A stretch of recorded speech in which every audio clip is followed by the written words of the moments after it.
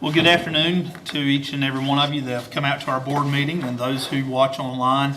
At this time, I believe we do have enough to consider ourselves to be able to have a quorum. The only board member I see that's absent tonight is Mr. Hall. At this time, I'm asked that we stand and do our pledge. And I'll ask Ms. Barnes if she'll lead us in that.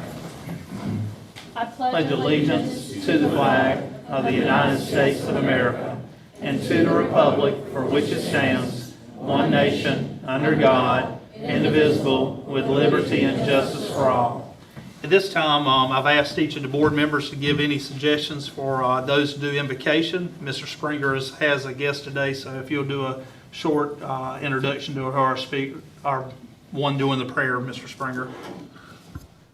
I'm going to introduce to the crowd that Lieutenant Governor candidate who, if he wins, will take Mark Robinson's position to do the invocation. Thanks, sir, for coming tonight. Let's pray. Father, we thank you for your goodness. It is you who has established several governments, and you have empowered these individuals by virtue of our office and their oath. And I pray that they would make wise decisions. I pray for the children that they represent, they protect. And I pray that you would bless every home that's represented in this school. I pray that you bless our state and bless this meeting. In Jesus' name, amen. Amen. Thanks, sir. Thank you.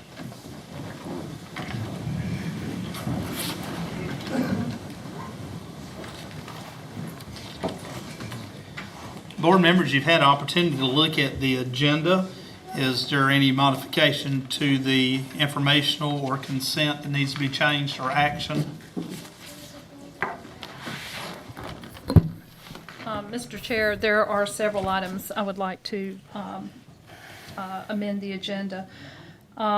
First would be item 9.6, three-tier bell schedule. I'd like to move that to information. That would be item 7.8. The second would be, I'm sorry, sir. Did I make a mistake on it?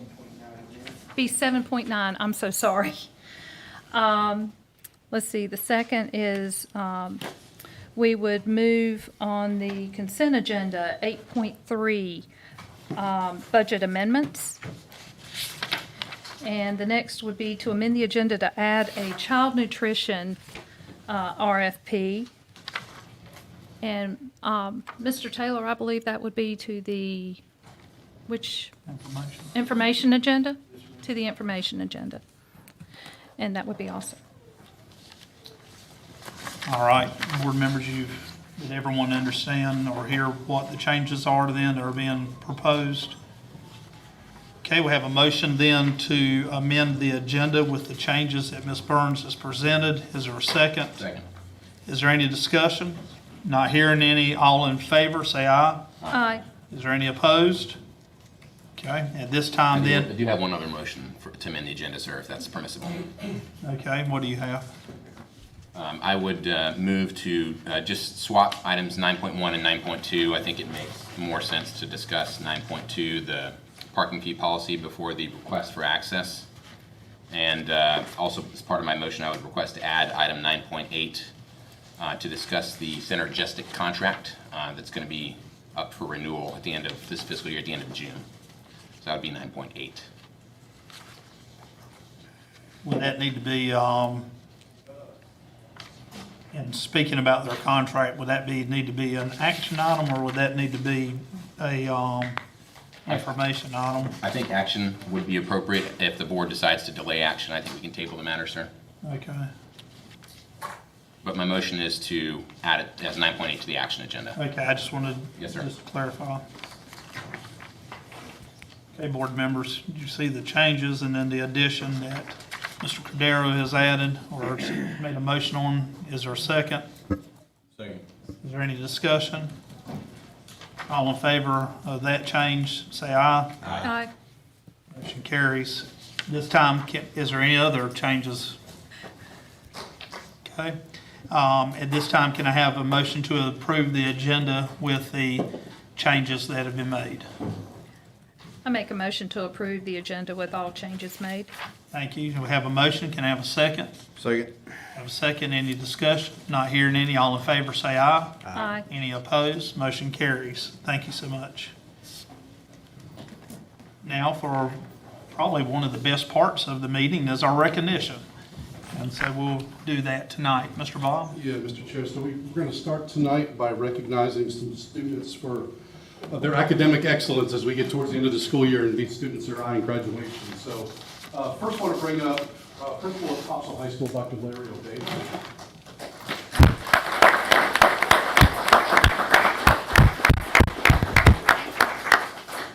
And Dr. O'Day is coming forward because he has a student that's really shined, not just this year, but I guess her accolade is a collection of all the years she's been at Topsail. All right, so if Lexi Doon, please come forward.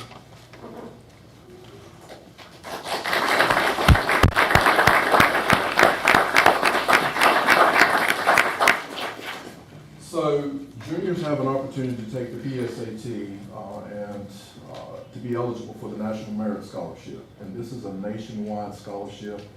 They award sometimes less than 1,000. Lexi was a semifinalist, which was the top 16,000 in the nation. She also was a finalist at the top 7,500 students in the nation. So on behalf of the Board of Education, Topsail High School, and our superintendent, we would like to present you with this award and say congratulations. We're so proud of you.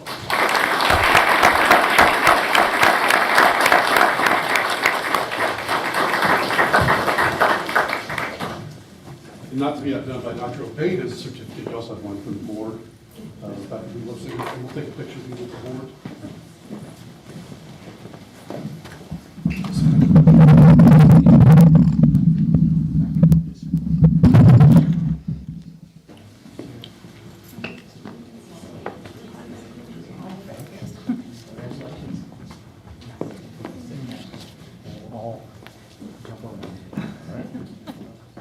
You guys want to come down in the back? Okay. Okay. Ready? 1, 2, 3. Awesome. Thank you. Congratulations.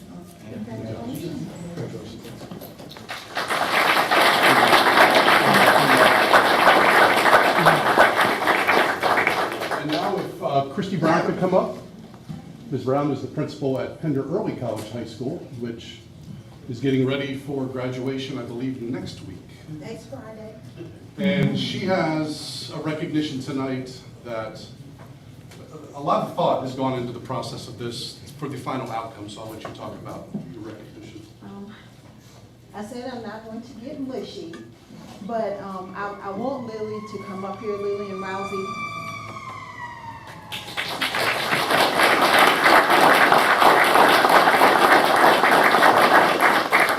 I just want to share a little bit about this young lady.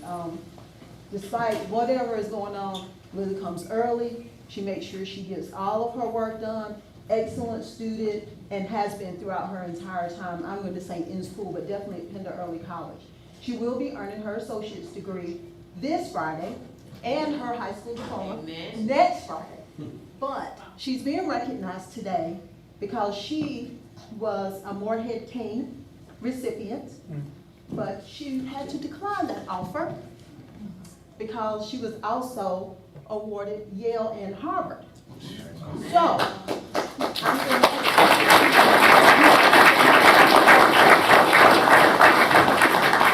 but I want her to announce, because she wouldn't tell us ahead of time, she made us wait until decision day, and she wore her shirt. So Lily and Rousey will be attending Harvard.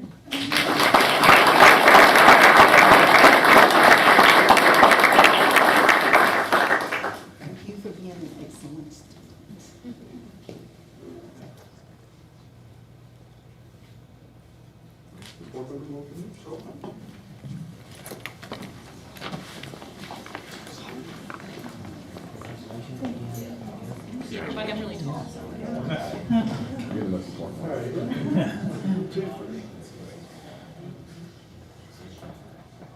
Awesome. Thank you.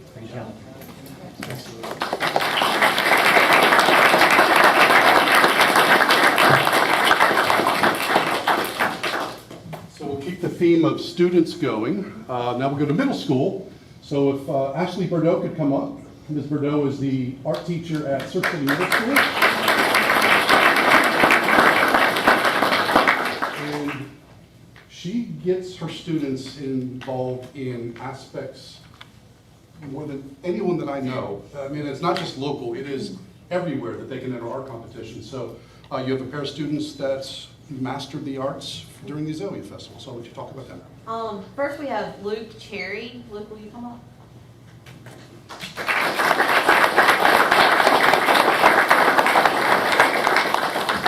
So Luke was selected as the middle school winner for the Azalea Festival, so he represented the state of North Carolina. He actually got to go to up to Raleigh and go to the governor's mansion for a luncheon. His work is on the computer as well, if you can't see it.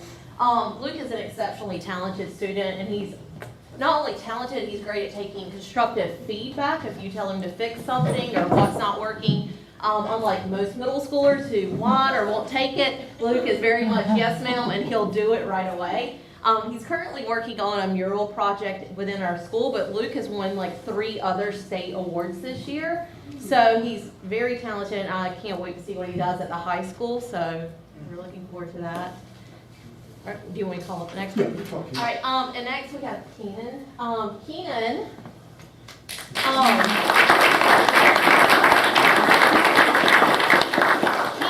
is also in art. He is in the 6th grade, Luke's in the 8th. And Keenan, all students had the opportunity to take what they drew in my classroom and enter the written portion of the Azalea Festival so that we could incorporate our ELA into our classroom. And so Keenan actually won for his poem, and he is going to read it for us, and he's very nervous because I was supposed to tell him and I forgot, but I didn't print it for him. So it is my fault. All right. My parents didn't warn me. We were celebrating my dad's birthday dinner tonight, so we showed up here and I was wondering what was going on. So. Let's see what happened. A world of flowers, calm and peaceful, all flowers take a toll. The people of the world makes everyone's character bold. Live a life you won't forget, savor every hour, every minute. People live a joyous life, no one is left to strife. Every day flying by and no one ever cries. When we wake up in the morning, we see what is fine, nothing ever crosses the line. But when wake up, I'm telling all, our world is corrupt and not very small. So even though it's not a world of flowers, put a smile on every hour. Make the world a better place, let all the people have some grace. Be kind to others, be nice to brothers, make our world a world of flowers for all to see. Share the word on narrow streets, live up to the world of flowers, give this world superpowers, powers beyond compare. The power to share, the power to be kind, the power to have a good mind. Let's turn our world around, let's have a world of flowers.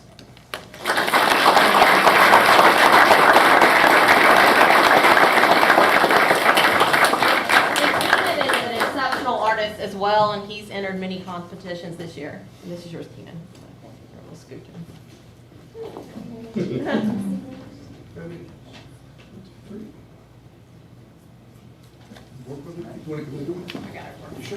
Is today your dad's birthday?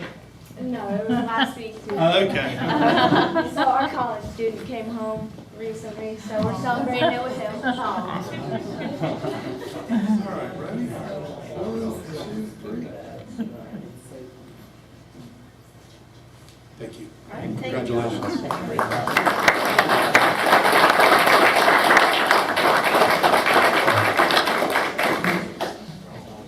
And so we'll go out of the class to the folks that bring your kids to the classroom and to the school. So Brendan Smith, come up. Brendan is our Director of Transportation. And Brendan is here to recognize some of our bus drivers for something that I didn't know about before I joined the school system. Thank you. Good evening. On April 10th, Pender County Schools, along with Brunswick County Schools and New Hanover County Schools, hosted another local bus driver rodeo. For the past 2 or 3 years, due to COVID and the weather, we're not able to have one, but this year we were fortunate to pull together and have another one. We had 29 participants between the 3 counties. We had 10 drivers from Pender actually represent us. So tonight I want to recognize those top 3 drivers that, for Pender County. I do not see Mr.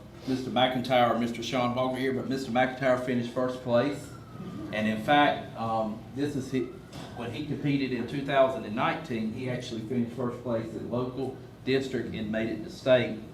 And I believe he finished 4th or 5th. So unfortunately, this year the NCPTA has not announced whether they're going to have a state rodeo. We were hoping they were because it's in Wilmington again this year. So we'll see what comes out of the pipeline. Second place is Mr. Sean Walker. Mr. McIntyre. He represents South Topsail and Heidi Trask. So he's probably at home resting right now. Mr. Sean Walker, he finished 2nd place. He drives for Surf City Elementary Middle and Topsail High School. And 3rd place, I believe, Ms. Costin's here from South Topsail. If you'll come up, please.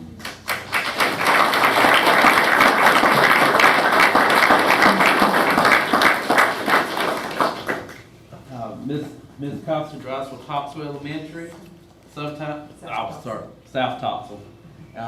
Topsail High School sometimes, or wherever we need her. So we appreciate all our drivers do. And do you have anything you'd like to say about the experience at the rodeo? I know you have a good time if nobody else does. Well, it was an honor to participate, so I had a good time. So anyway, we appreciate everything and you participating and everyone else. All right, thank you.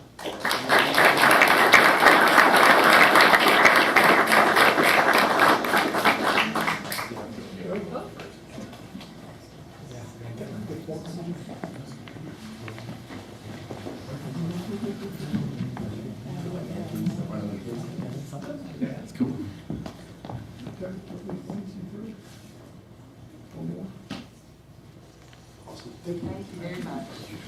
Thank you very much. I was just thinking. Mr. Chair, that is the end of the recognition. Yeah, there you go. Gotta get something on. Put them in a bus seat, you know. And they always talk about how bus, I bet you they can't drive it.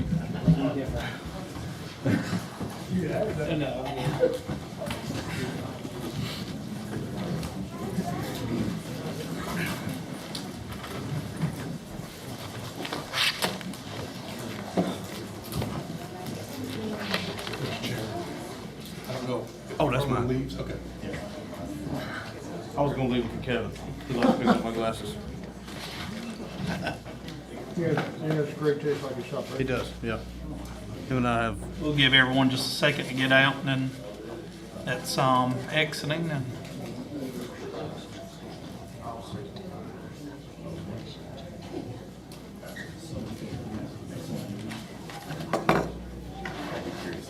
I've just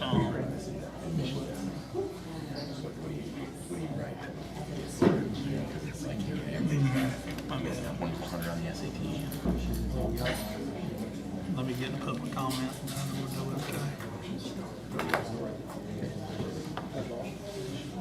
Let me just say, regardless of those being recognized either for art or music or anything, we have a lot to be proud of in Pender County Schools. We really do. And I just really am so excited to see those well-mannered and just well-rounded students. And even if you don't have a child in the school system, you should be proud of the system that we're offering to our community. So I just really, it does me good to see how great our school system's doing. That says a lot about our community. At this time, the Pender County Board of Education welcomes opportunities to hear from the public during its regular scheduled meeting. The public comment period is open to members of the public, including parents and students, to voice compliments, concerns, complaints about performances of school personnel, implementation of board policy, the quality of educational programs, or school facilities. Now, according to Policy 2310, the presentations are limited to a maximum of 3 minutes. We do ask that there will be no obscure, vulgar, or profane statements, and statements reasonably perceived to be disruptive or threatening to have an orderly operation of this meeting will not be permitted. So I just asked you to keep your comments as if your grandma's in here, so you don't talk too crazy, right? But at this time, I think we got some phone call-ins. If that's okay, we're going to do those first, and then we'll do the ones that have signed up.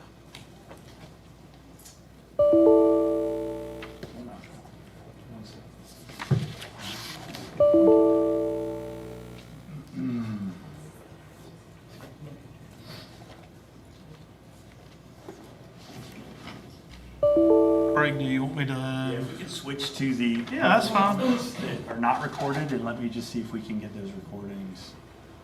Okay. What we're going to do different, okay? So technology is acting a little up, so if I say your name wrong, please correct me when you come forward. Cynthia McBride. Cynthia McBride here? Hey, Miss Cynthia. And you'll have the screen up here just to let you know how well your time is. Perfect. Yes, ma'am. Well, good evening, everybody. My name is Cynthia McBride, my daughter Catherine McBride.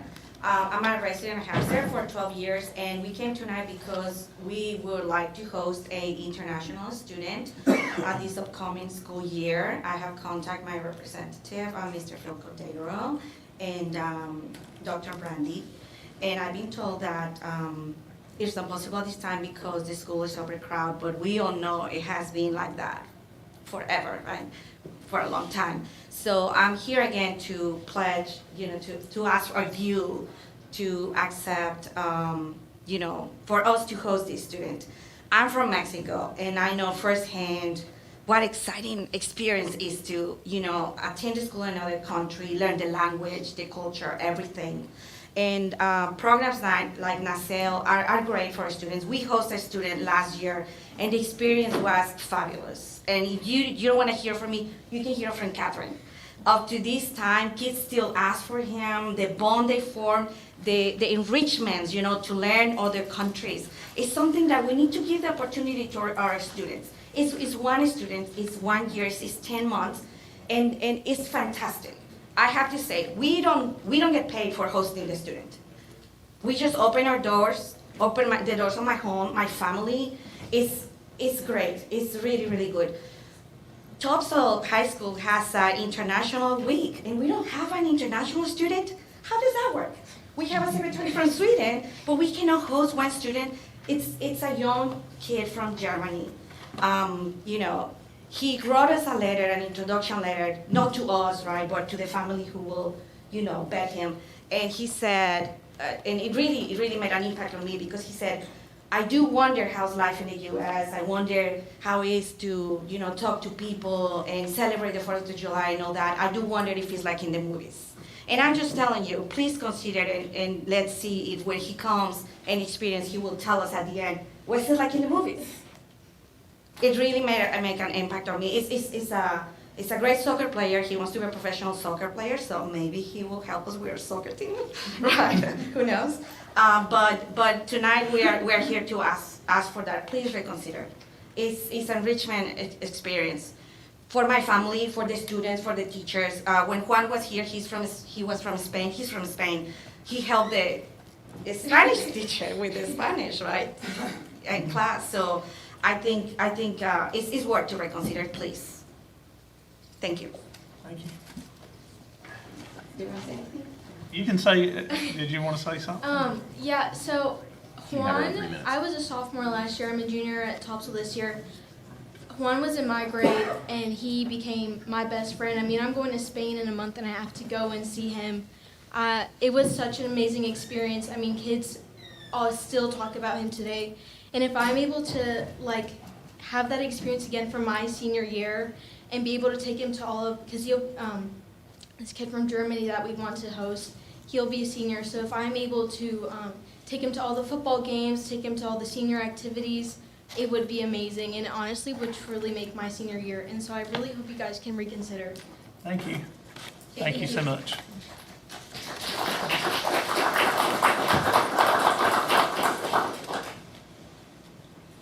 Melissa Beth.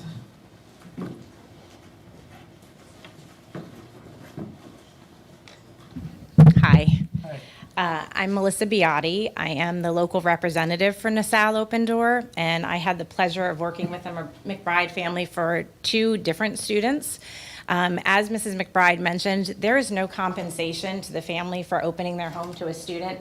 So the fact that they are willing to do it again and again, I think speaks to the benefits of the program, not only for the student who's coming, but to the host family and the community at large. I had the opportunity to work with Juan, who was at Topsail not this school year, the previous school year. And again, the benefits to the school are huge. These students expose your students to international cultures, to their understanding, to the ability to understand what it's like to live in another country. They bring additional dimensions to your native speakers who are in your foreign language classes. I had the opportunity to speak with the secretary at Topsail, so I know firsthand that, that International Week is important to the school.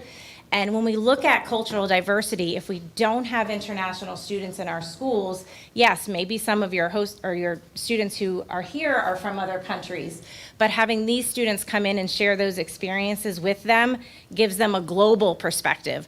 Our students are not just going to be in this little small area. They're going to be out in the world interacting with other people on a global perspective. So giving them that opportunity is important. Again, I understand that Topsail is overcrowded. But I just would implore you that one more student, or typically I know that you like to take 4 students in your county, that will those 4 students, the positive impact that they bring outweigh your overcrowding situation. The other piece I would implore the board to take a look at is your April 1st deadline. I work with Horry County, New Hanover County, Brunswick County, and Pender County. That April 1st deadline is difficult. Many students don't have their applications submitted to our organizations until February and March. All of the other counties that I work with have a later deadline, July 1st typically. So I could just implore you to take a look at that. It would be helpful.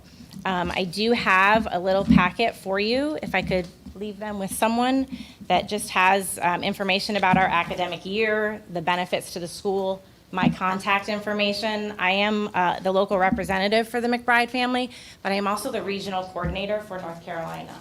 So I'm happy to answer any questions you may have. Do you have one for each member of the board? I do. Okay, you can just bring it to us if you feel comfortable, or just Mr. Taylor. Thank you. You're welcome. Thank you.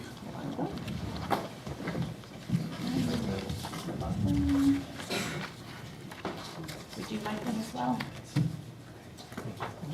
Thank you.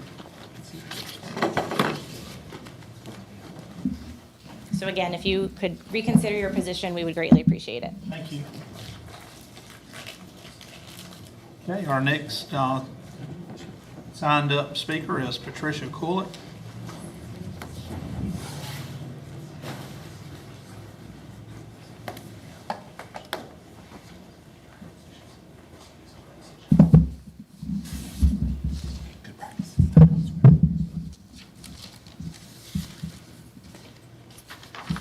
Good evening, Board.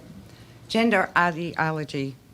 The group of books available to children in school libraries and in our media centers. These colorful picture books appeal to the young children. They introduce gender ideologies and orientations that are not developmentally appropriate for young children, and they may create confusion, misunderstanding, may also not align with the child's family. Each family must decide. Each family must decide. We do not know how many of these books may be available and through the apps and online. So recently we put the grievance in with these books, and I'm going to leave these with you because I think you need to see them and have the right in front of you, and you can decide what the media book committees. I'm not happy with the book committee at all. Through my research, I went through Destiny Follett, and in Destiny Follett, every single one of these books come through the media coordinator in Surf City. 99.9% of pornography books, harmful materials, comes through Surf City, according to Destiny Follett. So I dug a little deeper and I said, well, what's going on in our schools? So I went to the DPI and I watched and I listened. And what I came across is our own DPI have hired partnerships and sponsors that implement CRT, George Floyd, racial diversity.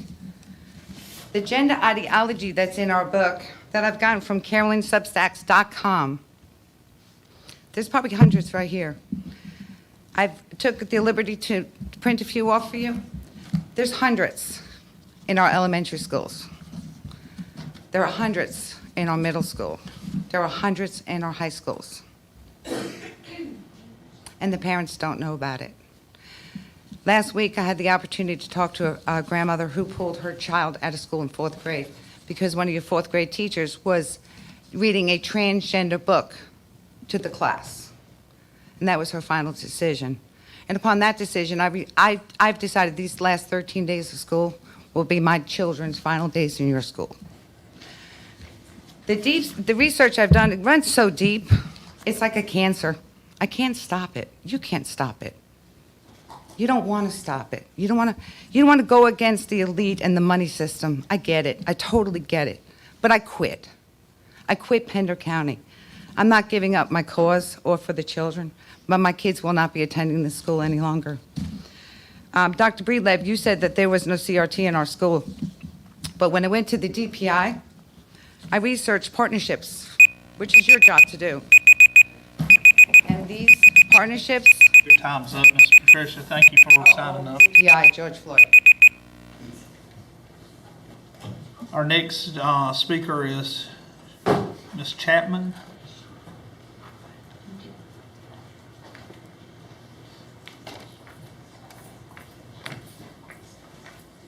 Hi, hope this finds you well. I really liked Keenan's poem. That was a nice way to start off the day. I want to kind of just tie together a little bit. First of all, my name is Nell Chapman Case. I live in New Hanover County. I'm an education sector activist and an anti-SEL and critical consciousness person. I work very closely with another education activist by the name of Karlin Borsenko. I also am tethered to Sloan Rockmuth and James Lindsay. The problem with the books, and we need to make it very clear, we're not here to ban books. There's a bit of a misunderstanding here. What we want is to create a chain of custody that has oversight, and we want to know where the money is coming from, because these particular books that are in the system are part of social emotional learning, the part of SEL that is known as CSE, which is Comprehensive Sexuality Education. We want to know, okay, so if they're coming from Surf City, who's signing off? We have this problem in New Hanover as well. In fact, it's rampant throughout the entire country. Social emotional learning is actually a Marxist pedagogy, but they frame it as something that's going to make the children more, like a mental health thing.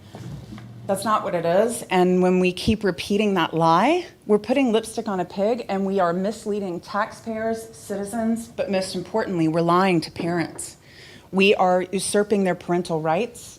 And the transgender ideology tributary is dangerous because these materials that are being filtered and flowed through our school system, our taxpayer-funded school system, the DPI, the Department of Public Instruction, they are opening up the vein, which serves as a pipeline to the medical industrial complex, which is where we get into the very dangerous ideology of gender-affirming care. This is not to say that people shouldn't have the right to be who they are or identify however they see fit, but we have to learn how to draw a line between the state's role and the parent's role. And the problem is that these materials are not relevant to academic excellence. Equity and everything that falls under that umbrella actually, we're getting into the Marxist aspect of to each according to his need type of ideology. And what we want is accountability from our lawmakers and from our elected officials.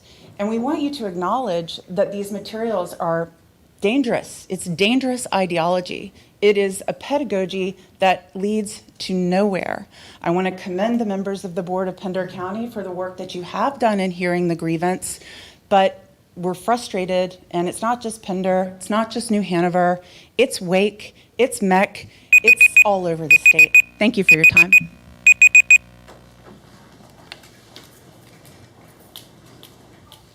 Sandra Malkus.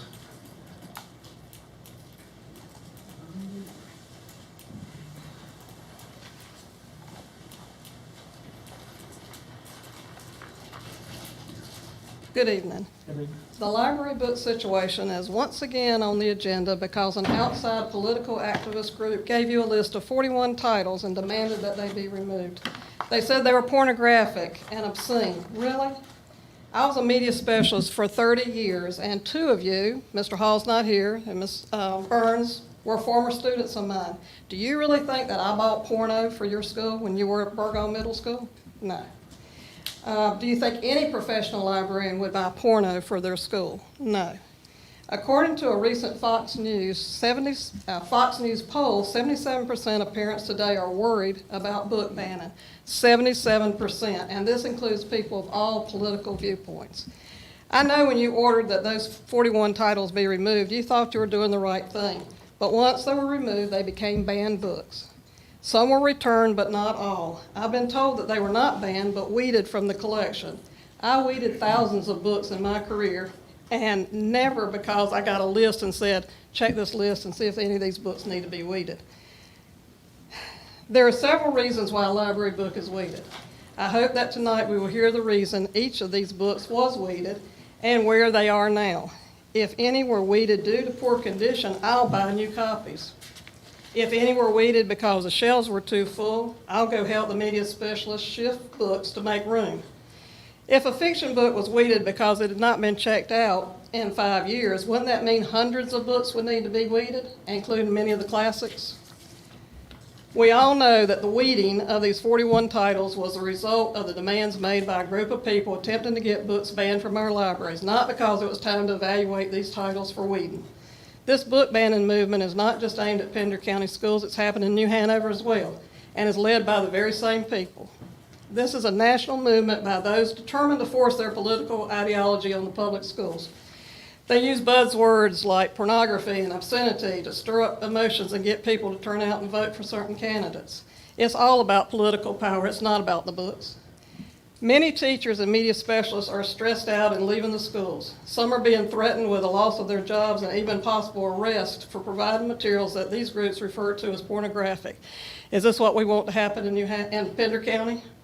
Library book challenges should be handled one book at a time and at the request of a parent of a child enrolled in a specific school where the book is located. It should not be done multiple books at a time from a list given to you from an outside group. I'm asking you to please refuse to accept any more list of random titles from these groups. They will not stop if you continue to do it. Lastly, I ask you to please let media specialists do the job that they were trained to do. They are professionals and should be treated as such. Thank you.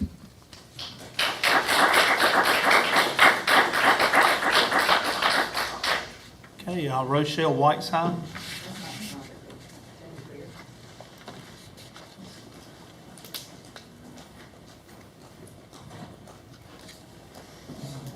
Hi, I'm Rochelle Whiteside. I'm a former Pender County school teacher and board member. And I just want to say that I'm proud to be from a county who has a policy to deal with these issues and knows they have a policy and a way to make them go. I thank you from the bottom of my heart and hope that you will continue to understand what our media specialists face and what our students and parents face and how best to help them. And I thank you and I trust you. Thank you. Thank you, ma'am.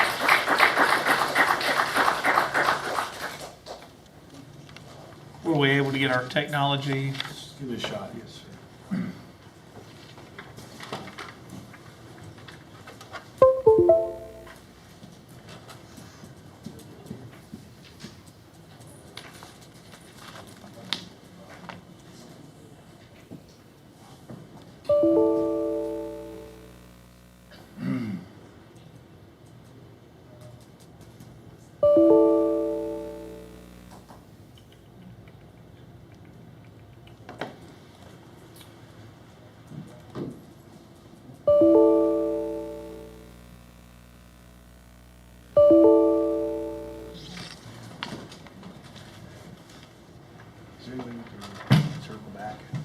if it'd be appropriate, I might,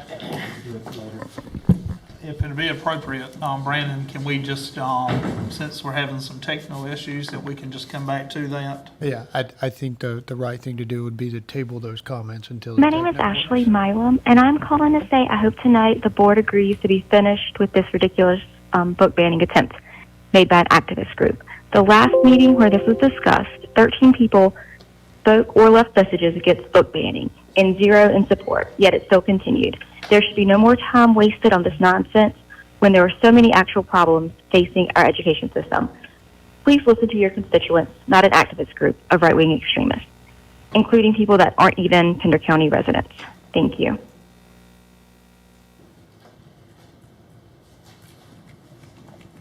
Hello, this is Samantha Worrell. I am once again calling to ask our board to please not take people like Patricia Kaluch and Mike Korn and their groupies seriously. We need to stop letting political groups and right-wing crazies get in the ears of our board members and convince them to do things like weeding, so y'all call it, books out of our schools. And we all know that books are just the beginning. This is going to keep on until y'all put your foot down and let them know that they will not be taken seriously. Also, it has came to my attention that a political candidate is going to make an appearance at our board meeting tonight. Our meetings should not be used to push crazy right-wing propaganda. That is not what these meetings are for. I hope all of you realize that you are going to have to take a stand and make a choice of where you stand and who you stand with. I would never stand with someone who proudly poses with people like the Proud Boys while they're holding up white power symbols, or with a man like Mike Korn, who is obviously unhinged. Please do the right thing by our children. Leave books on the shelves. Leave the crazy agendas out of our school system, and let teachers and librarians and school staff do their jobs. Thank you. Have a good night. That's all we had, sir. Okay.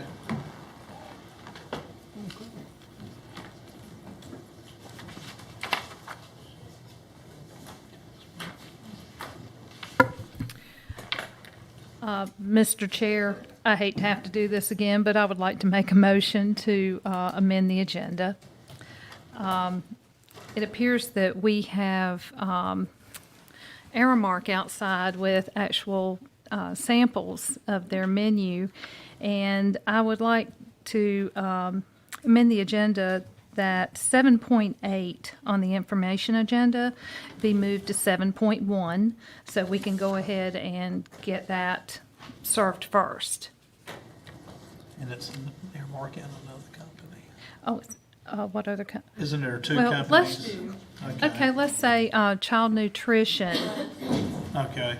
Okay, I'd like to make a motion, 7.8 be moved to 7.1, child nutrition RFP. How about putting that, I'll put it a little more simply. Okay, no problem. We have a motion. Do we have a second? Second. Any discussion?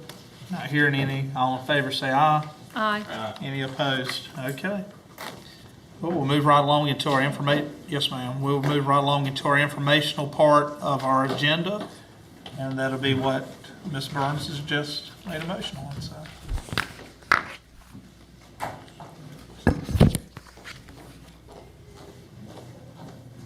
Good afternoon, Board Chair, Board members, members of the audience. I would like to present first Aramark, Grace Mashinsky, to present for Aramark their presentation, and she will introduce her people. Thank you so much, Ms. Lisa, and thank you so much to the board and all of the administration for having us here this evening. We're very excited to present to you. And we also want to extend congratulations, thank you, to the recipients of recognition tonight. You said it perfectly. That was definitely the highlight of the evening, and it was a pleasure to be able to be a part of that. So again, thank you very much for the invitation. Amanda Burnett, our general manager, is handing out a little bit of a placemat for you. And we're going to introduce a larger team. We do have some samples coming in for you momentarily. We wanted to make sure they were nice and hot. So our chefs are in the back right now getting those plates prepared for you. And we did put together a little presentation today.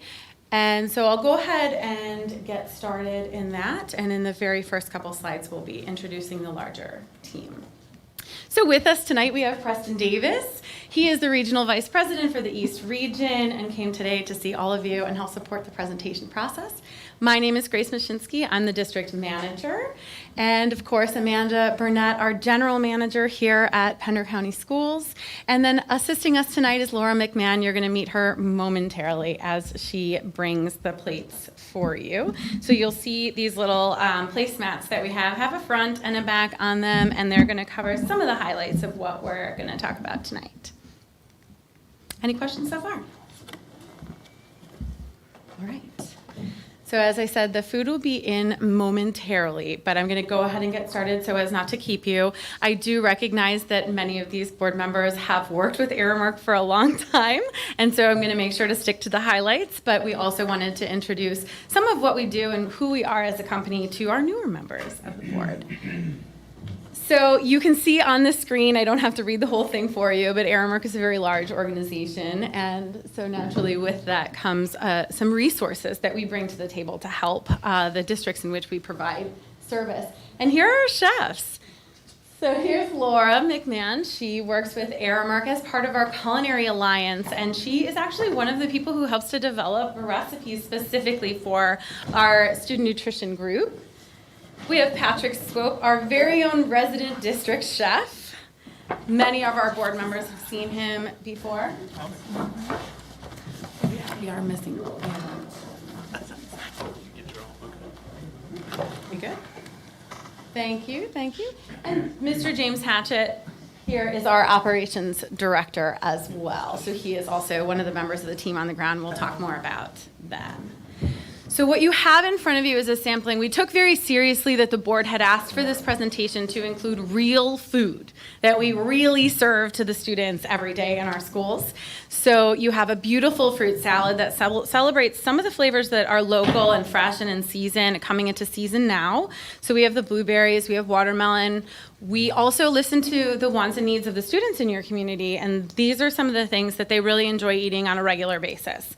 So you've got a beautiful salad, a fruit offering, and then our gorgeous pizza, which has become very, very popular with the opening of the Pizza Kitchen at Pender High. But of course, we do offer pizza across all grade levels. And then a fan favorite that we keep on our menus on a regular rotation is that little ramekin that you have is mac and cheese that's baked with pulled pork, barbecue sauce, and it's topped with a little bit of breadcrumbs and green onions.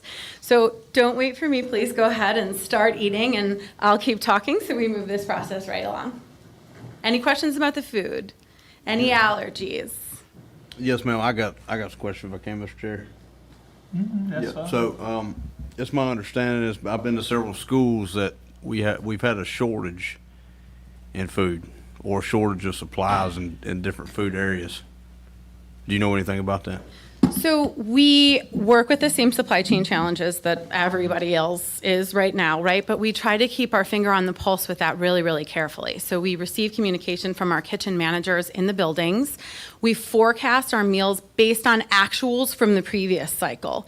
So what that means is when we menu something, we keep very careful production records of how many students we served each individual item on that menu for that day. And that becomes our forecast for the next time that we menu it.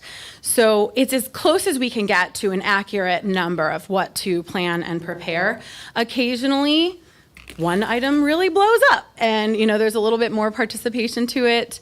What we do generally try to do is if we run out of a particular item in that lunch period, we will make sure that they are given the option to wait while we quickly prepare more as a backup for that.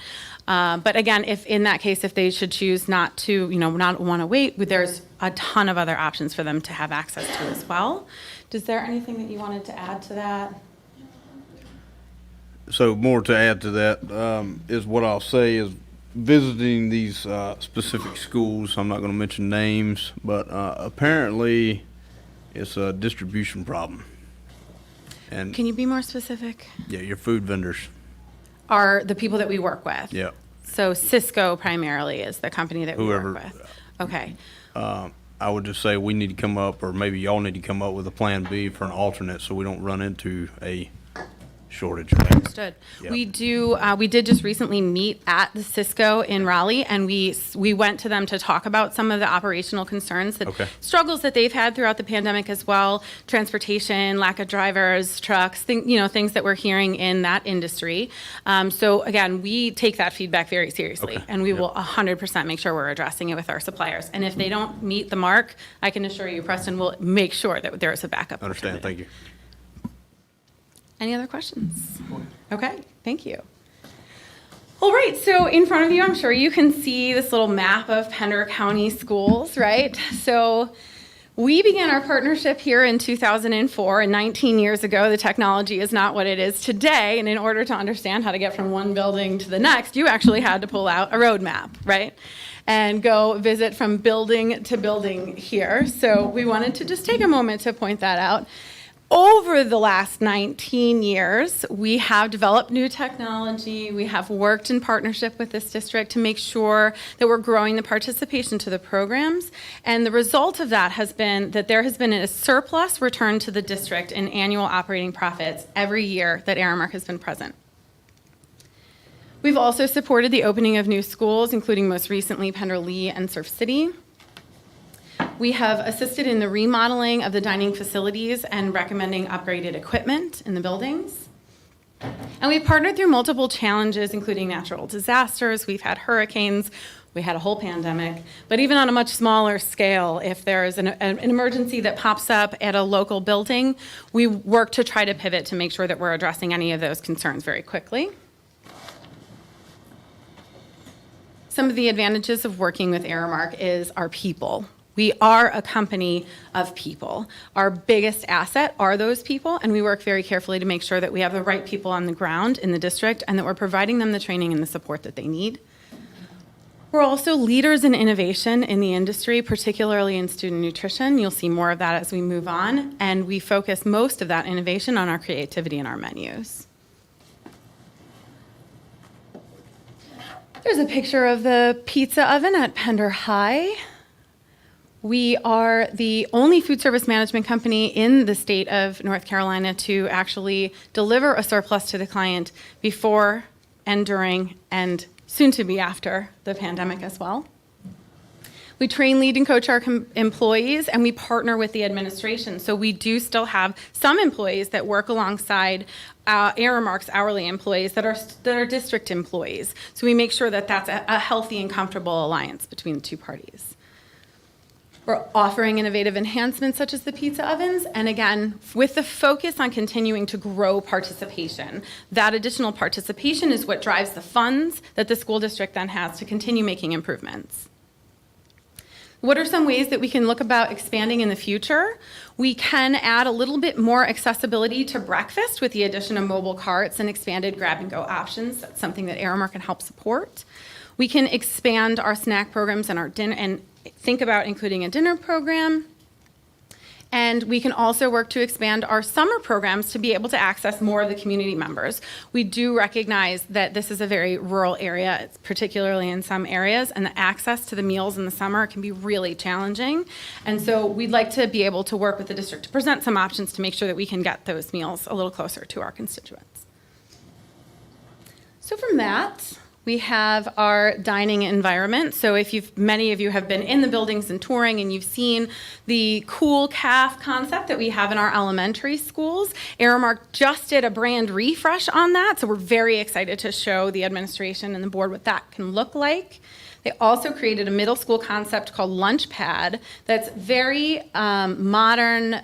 You can see in the pictures here what the theme looks like. That there's an opportunity to introduce this in our middle schools. And then Rally Cafe, you've seen this concept at Pender High School. We do have an opportunity to extend that into the other high schools as well, kind of uplift that dining environment for them. In terms of food, the most important part of why we're all here, right? We pride ourselves on great meals and great nutrition that starts at the top with the unlimited variety of fruits and vegetables. So every child that attends Pender County schools has access at their meals to an unlimited portion of fruits and vegetables. And we think that's very important to call out. It is different. It is one of the things that makes you very unique as a school district. We also use all white meat chicken that's raised in cage-free environments that are grain-fed with no hormones or steroids. And again, you can read some of the rest of that there. Very high-level nutritional requirements. We use data and feedback from the students and the parents of this community, as well as from staff and principals, to make sure that we are tailoring the menus for this district to meet the needs of that group. So we use what's called the Student Viewpoint Survey. It's distributed annually. We take the results and we actually share them in our meetings with the administration to make sure that we're all aligned on the path forward. We have focused particularly on making sure that we have menus that have as much scratch cooking incorporated as possible. So what you'll see on the bottom right there, that little blue icon, that indicates scratch made. So all over these menus, and I'm going to flip through the menus. So we have our breakfast menus. Here's our lunch menu for K through 5, our 6 through 8 lunch, and then our 9 through 12 lunch. And you can see how much of that menu is really made up of scratch cookings. We're very proud of that. In terms of engaging our students, we are, again, so lucky to have a chef on site. We have a management structure that affords us the opportunity to do so many of the things that you see on the screen, particularly with a focus on culinary demonstrations, our guest chef series, and tastings and focus groups led by Chef Patrick. This is just an example of our marketing plan. I know it looks like a lot, but what that means for you is that we bring a lot of promotional and marketing opportunities. And so these are some of the things that you will see in rotation over the 2024 school year.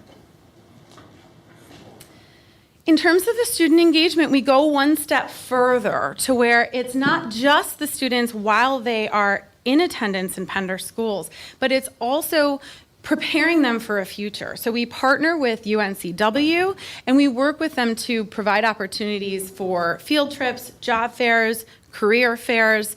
Should they, have an interest in the culinary field, we can help support them through UNCW and make sure that they have a plan for a successful future. And so with that, I'm going to go ahead and pass it off to Amanda, who's going to take a moment to talk about herself and her team. Thank you all so much. Hi, good evening. As many of you know, I'm going to start with a quick little background. I came from education. I was a school teacher prior to making the transition over into food service. I feel like that impacts my perspective and what I would like to do for this district a lot as we continue to move forward here. As I was teaching, I noticed a huge correlation with the behavior of students and the impact of students when they were going home hungry or they were going to class hungry. And coming from a self-operated cafeteria, it was a very different dynamic. So after deciding to make the change over, I wanted to be able to help kids in a little bit of a different way. When I made the switch over, it was originally to a self-op district. As much as I enjoyed it, I was still looking for opportunities to continue to be able to grow and to be able to make a bigger difference in the lives of children.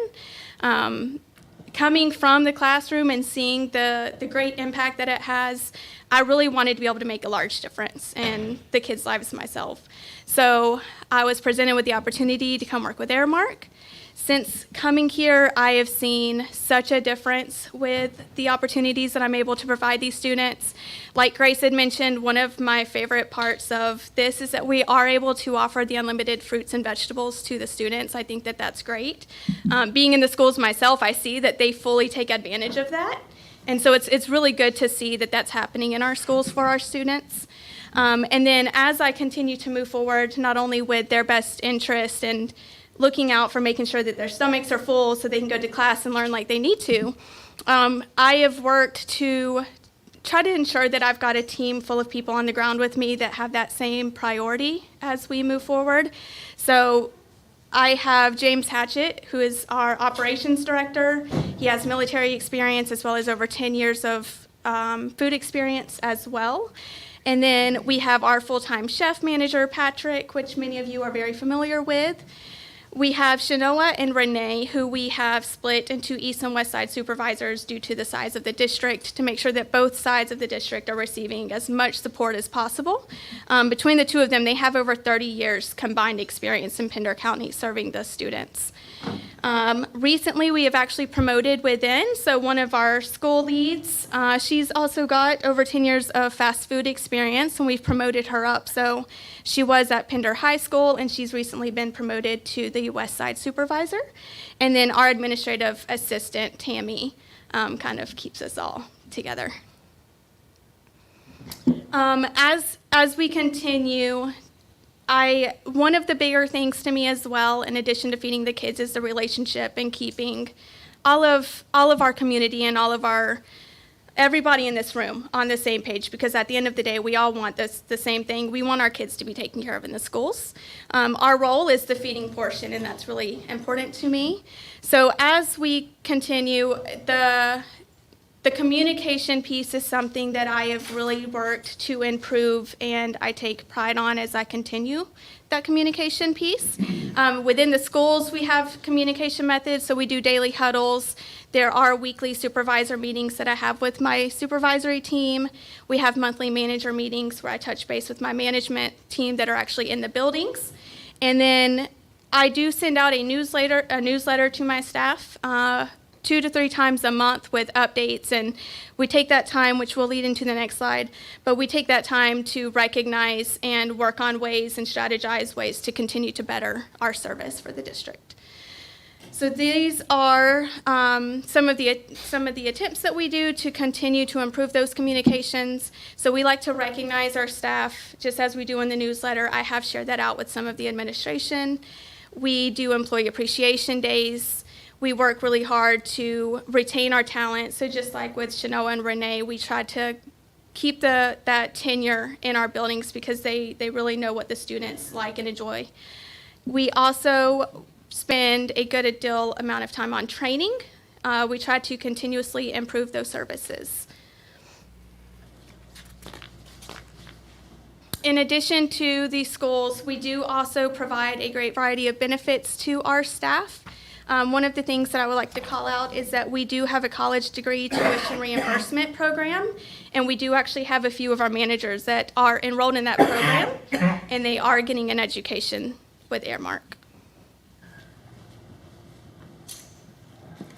Flipping it back to me. And that education is provided to them at no cost, by the way, which is really amazing. So we're really happy to be a part of that program.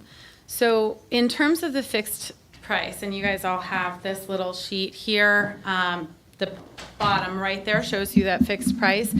We wanted to just take a minute to talk about what makes up that price and how this might be a little different from the current or where we've been in the past. So what we made sure to do is put the most of the emphasis on the food. Right? So we've heard that is the most important thing, is making sure that the food quality is to your level of expectation. So the bulk of the price that the district is paying is for the food. The second most important is the people, right? So you'll see that little, what looks almost pink from here, section is the labor. The smaller orange section is supplies, and that's the plate that the food goes on, the plastic fork they eat with, something like that, our direct supplies. What you don't see in this circle is Aramark's fee. So there is no fee or profit for Aramark built into this current meal rate. We're here because this partnership matters to us. And 19 years is a long time, and that is something we're extremely proud of. So to take us home, and I thank you again for your patience, we will pass it off to Preston. Thank you. Thank you, Grace. I think Grace kind of touched on this a little bit earlier in the presentation, that first and foremost, it is about the food, right? And it is about making sure the students get fed. And the best way to understand that they're enjoying the food is really about participation, right? How much do they participate in the program through lunch and other meals that we have? And look, we're about growing participation. I think I've said that in front of this board before. And there's really a couple ways we do that, right? And first and foremost, I'm really proud of the menus that the team came up with, right? And the fact that almost 70% of that menu is scratch made, right? We're not pulling things out of a can. We're not necessarily pulling things out of a freezer. That is a part of our menu, but we try to strive to make sure we get 70% from scratch made. I think secondarily, there's the opportunity, and again, I'll talk a little bit about this as I finish my close, but do we have the opportunity to create better environments? Because that environment is important for students to eat. That has been shown to grow participation. That is important. And then, kind of in the participation, last but not least, really, it's about getting the feedback and then really jumping into that continuous improvement, right? It's not our program. It's the students' program. It's Pender County students' program. If there's something they like, we'll keep it. We'll put it on more often. If there's something that they don't like, then we'll change it. We'll get it out of the menu cycle. I think the other thing that really excites me here is we have the right team on the ground, I feel, right? And maybe in the past I couldn't have said that, right? We have Amanda and we have Patrick as your chef. They and Grace in support. They are your team. They are here to do and make sure that they represent you to the students and to the county. So I'm pretty proud of that.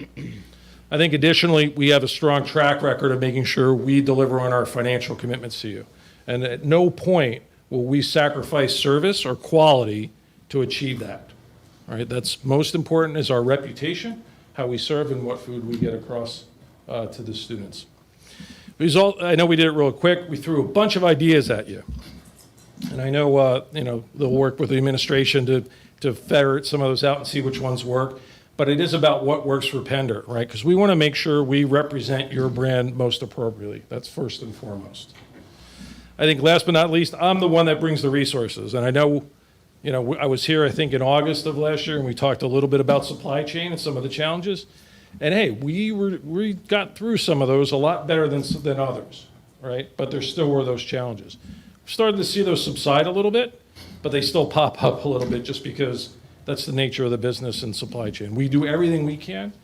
I know if Amanda has an issue, she calls Grace. Grace calls me. I call supply chain, and we try to get it fixed. Okay.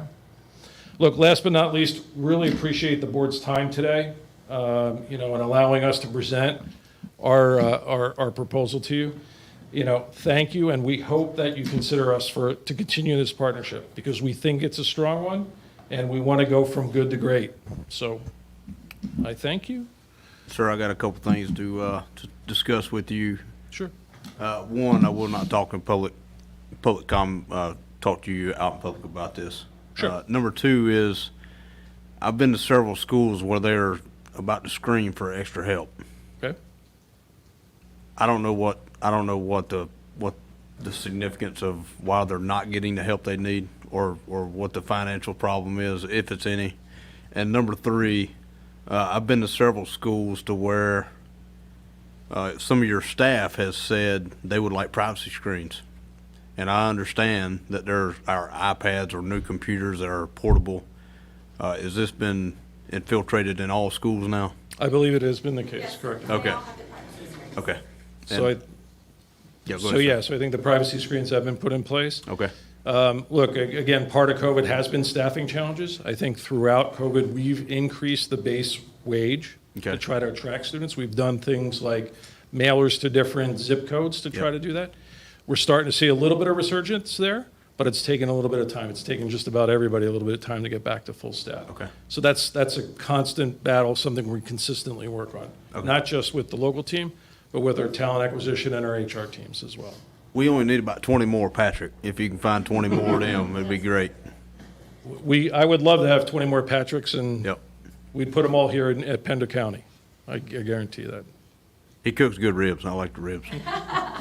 I just want to piggyback off of that really quickly to say that that is something that when I was brought on as a district manager, we recognized immediately. It has been a challenge that we've been working through for years in trying to get some positions filled, particularly on Right. the beach side, Yep. right? So Amanda was given the job of doing everything she could and using every one of Aramark's resources that are available. So it was weekly calls with our talent acquisition, literal thousands of dollars spent in advertising and marketing those positions, and she was interviewing people every single day. We will continue to work with the district to talk about ways that we can incentivize people to want to come and work in Pender County. It has been a wage issue, and that's Understand. ultimately what it Yep. is. Thank you. I have one question. Yep. So you focused on the firm fixed price breakdown and how there's no fee in there. So can you explain to me how you make a profit? Because that seems to me a bit disingenuous. It just, I don't know. It just seeing that slide made me want to ask this question. So if you could- Sure. In general, in most contracts, we can put in an administrative or a management fee, which is straight profit. In this contract, because it is a profit and loss contract, what the reimbursements are versus minus our costs is what our profit is, right? And that's a very, very small margin. I think we're at about 2.5% or something to that effect. Less. A little bit less than that, right? So that's how the profit is. You'll see there are plenty of other food service management companies. They might put that fee in, which is kind of almost a fixed profit. Well, where's the markup though? So you're marking up something to get that 2.6% margin. What are you marking up? The markup is really the difference between the reimbursements and what our costs are. But most of that goes to the Pender County School District, and then there's a little bit that comes to us. Got it. Does that make sense? Yes, sir. Thank you.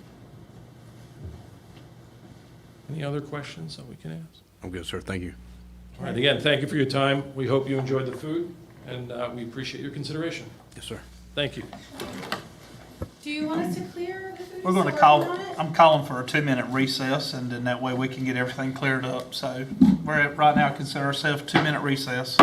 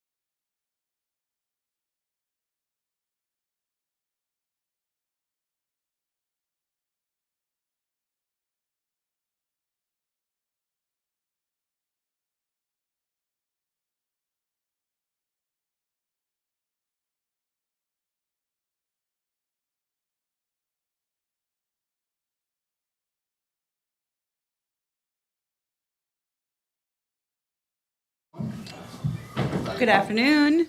Can everybody hear me okay? Yes. My name is Lisa Ramos. I'm with Chartwells. And along with me, I have brought Amanda Mendenhall. Can you still hear me if I talk like this? It's okay? Good. Yes. All right.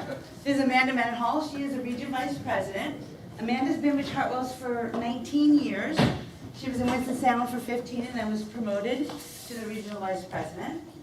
And I brought Aaron Phillips back here. He has been with us for 5 years, and he was at Burke County as the resident district manager and has just been recently promoted to the operations manager. And then 5 years, just so you can get an understanding. And this is Haley White. She's our regional dietitian. She has been with us 19 years. These two are battling out. We'll argue over who got here first. I Let's think do it was who's in here a couple first. of weeks of each other. Yeah. And then this is Amani, Chef Amani, and he's been with us for 3 years. And so I've been with 6 years, and this is the team, and I have to turn my back to them because it's a little different, but this is the team that will be responsible for Pender County. All of them are local. We're all North Carolina, but there's more. We've built a very strong team to be able to support the schools. So you've got HR support, I don't know if you can see that very well. You've got a purchasing manager, because with procurement we need that. And you've got a division vice president, they're not here today, and a marketing person, but this is all locally based to support Pender County. So the people that are here, no one has to fly in, everybody's local. Well, I kind of have to fly in. I'm the person that has to fly in. I live in Florida. I'm the only one. But I have to fly in. They could tell by the tan. You were close. So I just wanted to make sure that you knew that the positions that were here definitely are supported. And it's supported locally. So Chartwells. Some of you may be new on the board and maybe have not heard about Chartwells. So why Chartwells? Who's Chartwells? Are we just another food service management company? Well, we're not. It's about the food, first and foremost. How many of you cook at home? Okay, what do you like to cook? What's your favorite? The other night I made spaghetti arrabbiata. Oh, wonderful. How about over here, what do you like to cook? I'm just plain and simple. My favorite is meatloaf. Okay. Yeah, we like some meatloaf too. But you like to cook at home, right? So let me ask this next question. When your family and friends eat your food, how do you feel? What? But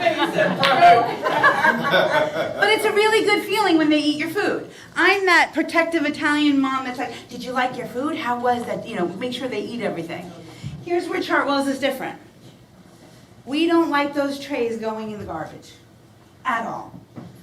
It breaks our heart. So now, when you think about a food service management company, we need to provide an experience. We want to let them see that there's new foods and new opportunities out there. And then some of the children have a lot to eat outside of the school walls, correct?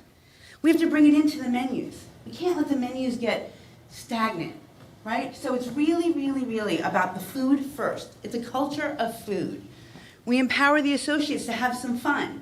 You're going to hear in a little while about, You're going to hear in a little while about some programs that we run. So how do we do it? How do we make it different?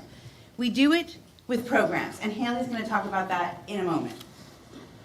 But I wanted to kind of talk to you about some proposal highlights. Local support, key and integral. I think a couple of years ago, did you guys have a tornado that hit down here? Was it a tornado or a hurricane? I think it was a tornado and a hurricane. You've got boots on the ground that can be here right away, okay? It's also about, boots on the ground. Training, it's about training the associates as well. Cafe marketing, so we've put some monies into that.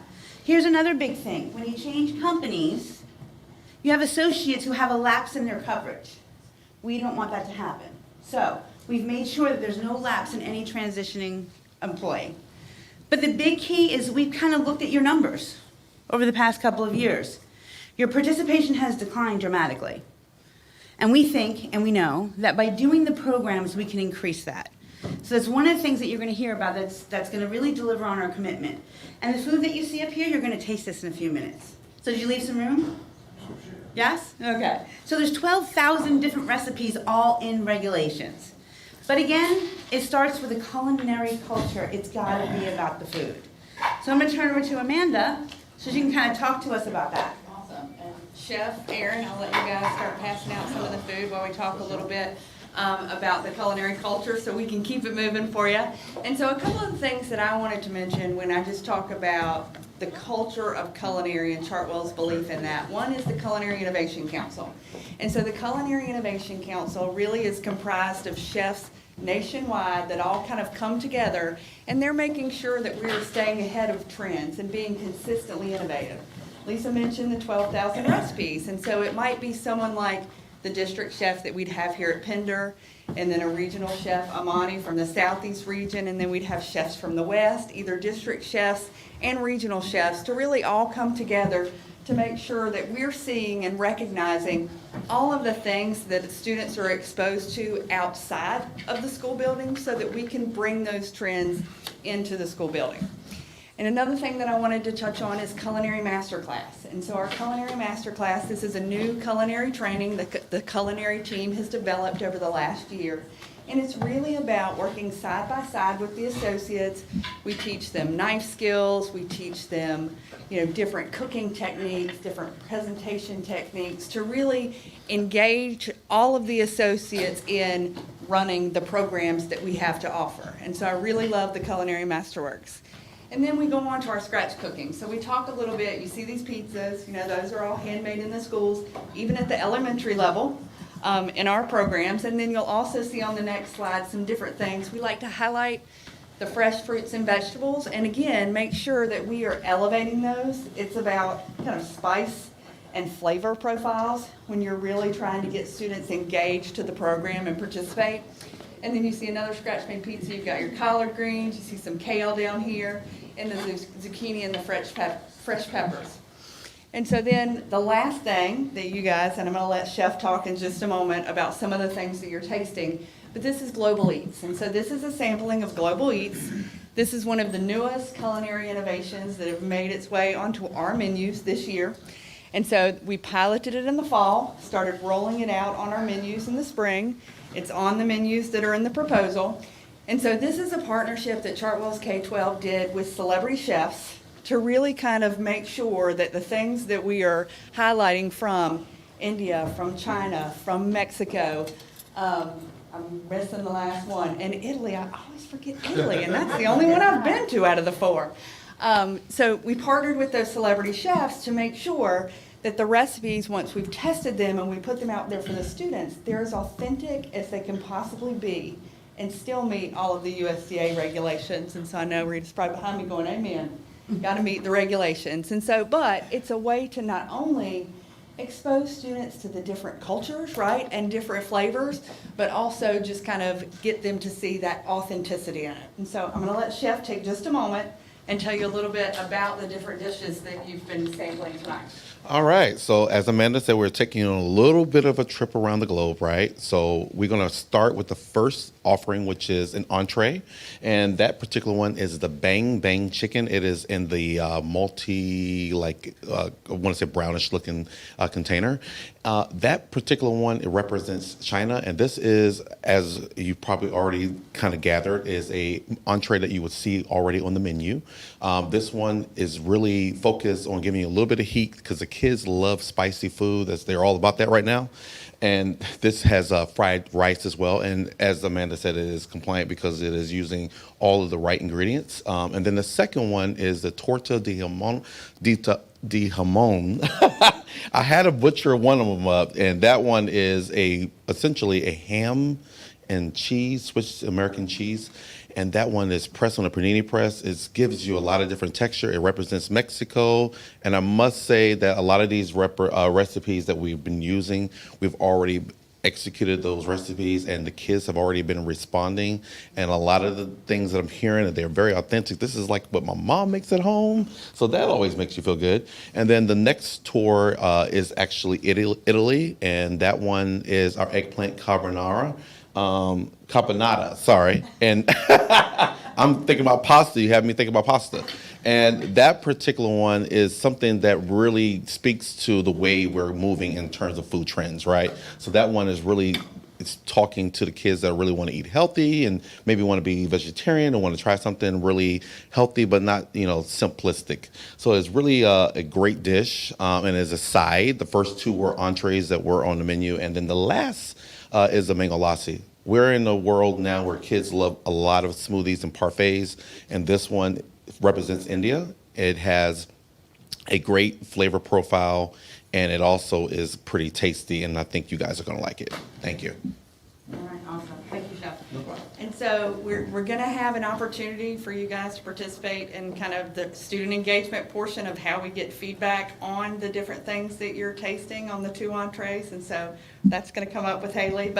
And before I turn it over to her to talk through some of the innovative programs, I just want to say kind of first and foremost that the goal in all of these programs that you're going to hear about, whether it's Mood Boost, whether it's Discovery Kitchen, whether it's Global Eats, it's about driving participation, exposing students to new and different things, and gathering feedbacks from the students so that what they see on the menu is what they want to eat on the menu.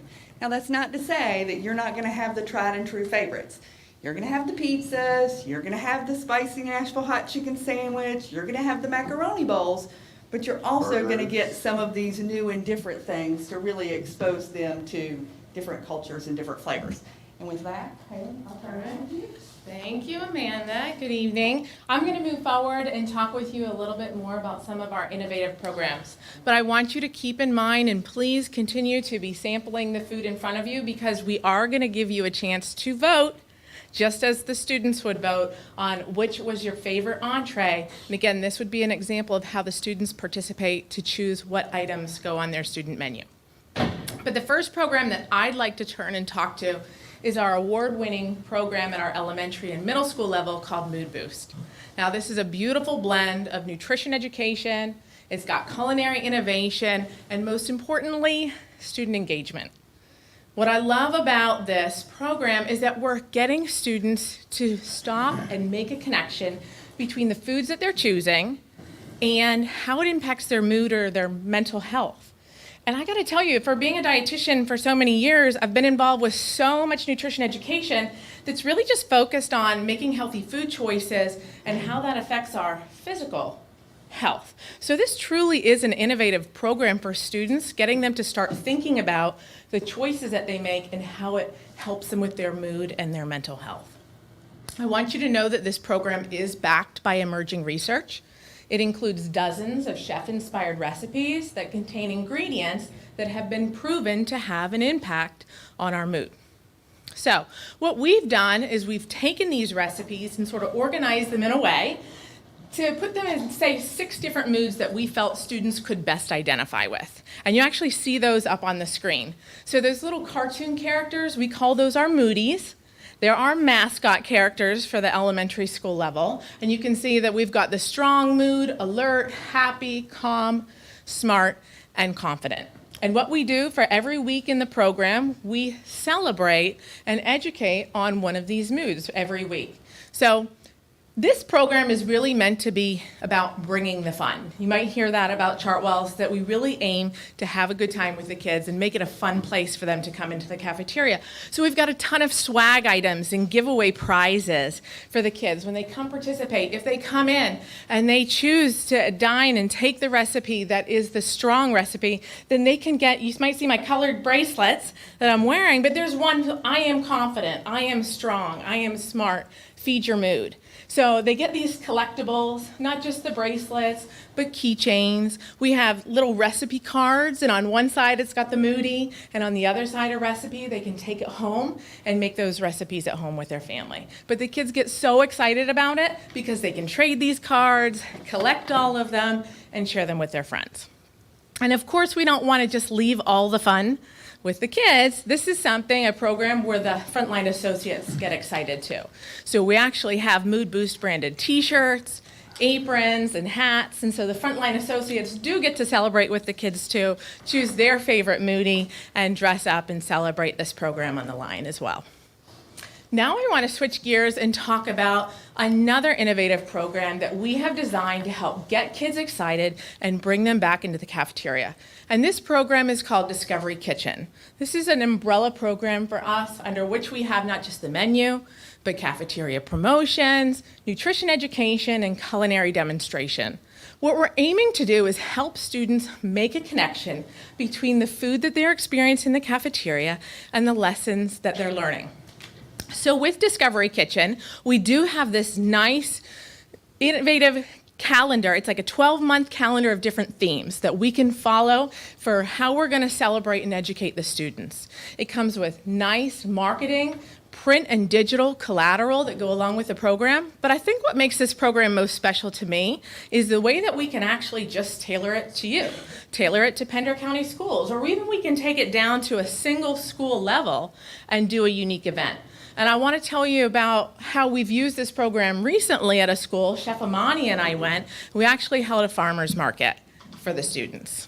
And this was at the elementary school level, and we worked with the farmer, and we had all the nice produce lined up on the table, and the students, they get like $3 in play money to come up and actually choose produce from the farmer's market that they can take with them. And it was a really nice lesson. Chef Amani was there with his cooktop, and he was cooking up sauteed squash for the students. And we gave the students a nice lesson about what the difference is between cucumbers and zucchini.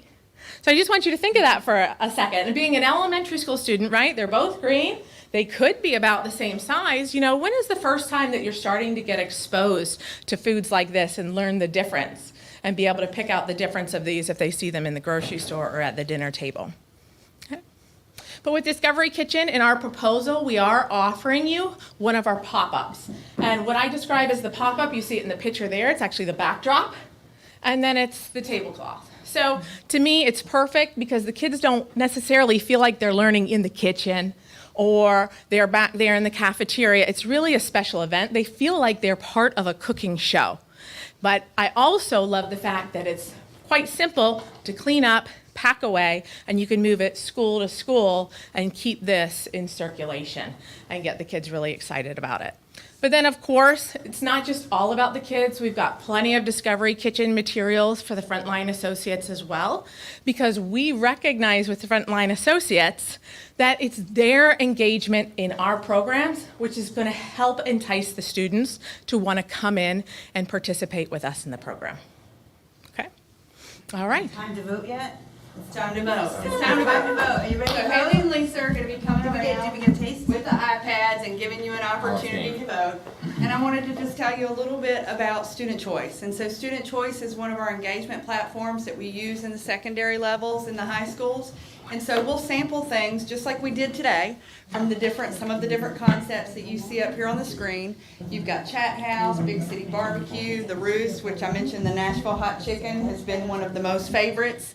Made to melt, think kind of everything gooey and grilled cheese, you know, that you can imagine. One of the newer ones that's not actually up here is Mac and Cheeseology. And so that's kind of building your own mac and cheese bowl. And so we'll have sampling events. They'll get to try some of the different items, and then they'll vote on the iPads just like you just did. And they'll see real-time results for which concept or which item wins, right, that they voted on to make it onto the menu. Those items are made within 2 weeks. They make the menu. So it's not, please, let us hear your feedback. And then you never actually see the reality of the feedback. And so you get to see it live, and then they're menued in 2 weeks. So what's the winner? Guess which one won? The Bang Bang Chicken. Fantastic. The Bang Bang Chicken won. Yeah, it was good. All right. And so I'm going to turn it back over to Haley for just a second to talk a little bit about NutriSlice. Yeah. Thank you, Amanda. So again, I think it's important to make sure we're offering your students this amazing food that Chef Amani has brought us tonight for you to sample. It's also important for us to be offering the innovative programs that help get the kids re-engaged and excited to come in and participate in the cafeteria. But I really think to round out your program and make it solid, we also need to talk about the way that we communicate the menus and promotions in the cafeteria to your students. And we do that through a program called NutriSlice. Now, I am aware that is a program that you are currently using. And so the good news about that is by working with Chartwells, it can be a seamless transition in the way that you communicate your menus to the students. We have been working with Nutrislice for over 10 years. So I have experience working with them where we've actually integrated our menu management software with Nutrislice so it seamlessly pulls the information across. One thing I did notice from the way that your menus currently show in the program to the way our Nutrislice is set up is that we can offer pictures or photographs of the actual foods that the students are selecting, which may be appealing to them. Otherwise, our Nutrislice also still has the same capability to help with menu translation, also help with allergy management for the students, and providing carb counts for the nurses. So I hope that you can see that we really are striving to go beyond just giving the kids awesome food. It's so important that we really re-engage with them and get them excited to come in and spend time with us in the cafeteria and dine with us. But now I'm going to turn it over to Aaron, and he's going to talk with you a little bit about transition planning. Thank you, Haley. So we've talked about the food, we've talked about getting the students engaged. Obviously, one of the key factors in doing that is involving the members of the community that choose to be associates with Chartwells. First way we do that is a listen and learn session. We like to call that a meet and greet. Should you choose Chartwells to move forward with your child nutrition department, we would host an informal event where we would prepare some of the same dishes that you sampled tonight. We invite associates to come in, we invite administrators to come in, and it's kind of a stress-free way for them to get exposure to Chartwells. They get a glimpse of what their uniforms are going to look like, and again, it's a very low-stress meet and greet situation. That would be followed up with 2 to 3 days of extensive training. Obviously, the leads in your cafeterias would need a little more focus than the hourly associates, but again, we want to make them comfortable with the systems that we bring to the table and make sure that they're well prepared to do that at a back-to-school training. Ultimately, we are here to run the program that you envision for Pender County. So that means engaged students, that means empowered and engaged associates, and ultimately that means increased participation. The training doesn't stop with the 2 to 3 day back-to-school training. As Lisa mentioned, I'll be here over the state of North Carolina and Virginia, so there will be frequent visits where we would collaborate with you and develop a partnership. We are most successful in those counties that we develop a partnership in. Everybody's involved, from folks in this room, the cafeteria managers, in moving the program forward. As Lisa mentioned, I was promoted out of Burke County. I was there for a little over 5 years. I've only been promoted for the last 4 or 5 weeks. So He's new and roll. I'm used to working with a client who has all sorts of exciting ideas. They're not always easy ideas to execute, but that's where we're able to rise to the challenge and, again, be good partners and come up with creative ways to make that vision come to light. And with that, I'll ask if anyone has any questions. Board members, do any of you have any questions, comments? I have none. I'm good, thank you. Thank I would you. love to just close by saying, I invite you to reach out. We are in the other 5 districts that are contracted in North Carolina: Winston-Salem, Forsyth County, Rutherford, Allegheny, Chapel Hill, Burke. And so I would really, love for you to reach out to those folks and just kind of learn about the collaboration, the partnership, and the level of service that we provided, because we have been in North Carolina for 20 plus years. And they have healthy fund balances for many, many years. As a matter of fact, Rutherford was not healthy, and when we took it over during COVID, we've got them healthy. So we absolutely know that you need a self-sustaining program, and we can give it to you. So we really thank you for your time. Thank you for your presentation. Thank you.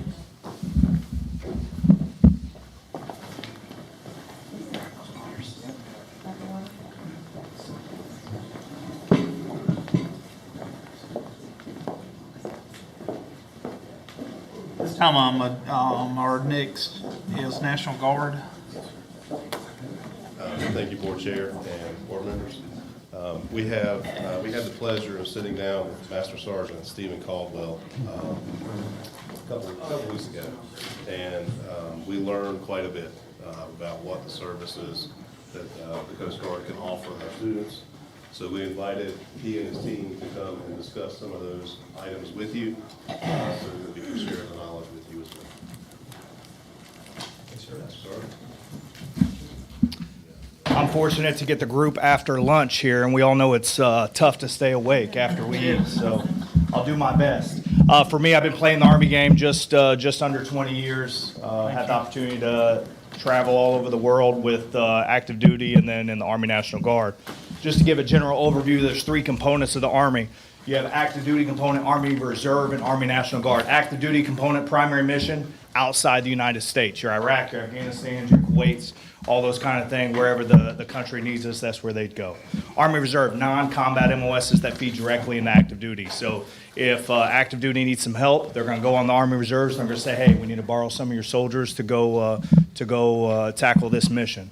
And then you have your Army National Guard. Army National Guard here in North Carolina, 10,000 strong, Governor Cooper's Army here. And we're spread out over about 72 different armories, 5 different brigades here in the state that support the communities here for anything, whether it's COVID relief, natural disaster, hurricanes. We've seen them come through here many times for relief, whether it's for COVID or hurricanes, just in our region down here in the southeastern corner. I manage everything from South Carolina border up to New Bern over to Elizabethtown. Got about 7 different units that cover that area, and just over 600,000 soldiers. Where we find those soldiers is right here in the school systems. We find it in all the different counties in a lot of different ways, but there's 3 things you got to be to join the club. You got to be academically qualified, morally qualified, and physically qualified. Academically, you got to be on track to graduate and pass the ASVAB. I'm sure you're familiar with that term, as we give it in all the schools here in Pender County. You also got to be morally qualified. You got to be able to pass a background check. You got to be drug-free, and then not have any black eyes on your record that are too severe. How many mailboxes have you smashed? How much trouble have you got in? And then we look at all that. And lastly, you got to be physically qualified. You got to be eyes, ears, throat, mouth, a sports physical on steroids. Do you take any medications? All those, and that's birth to present. Now, that's for all branches. So I'm not organic just for the National Guard. I want to make sure all our people here in Pender County succeed in one way or another, whether it's enlist, employ, or enroll. The National Guard can do all 3 of those. We can enlist them once they're 17 to junior in high school and provide them a lot of opportunities while they're still graduating and developing their skill set. And then employment, we're going to immediately put them in a payroll status. They're going to drill 1 weekend a month before they go to Army basic training, and we'll keep them on the straight and narrow and keep them focused before they travel to one of the training bases to get that between their junior and senior year. And then lastly, if they want to enroll, we'll pay for 100% college tuition in any state school here in the state of North Carolina. Governor Cooper is proud of his Guard, and he earmarks a lot of money to make sure they're educated. And their obligation is a 3 or 6 year contract. Those contracts help build their brand, build their resume as they continue trying to figure out what they're trying to do. Only thing we ask for as a military recruiter is access to the students. So far this year, it's May, it's the end of the school year. We've only accessed specifically for the National Guard, Sergeant Murray, who's Pender County's recruiter, we've accessed about 20% of the graduating class. With that, he's got 4 sessions with that. And then the forms you got there have a list of all the ones in the last 24 months that we've enlisted from Pender County. Historically, this county would get 24 contracts. Those 24 contracts come with 100% college tuition.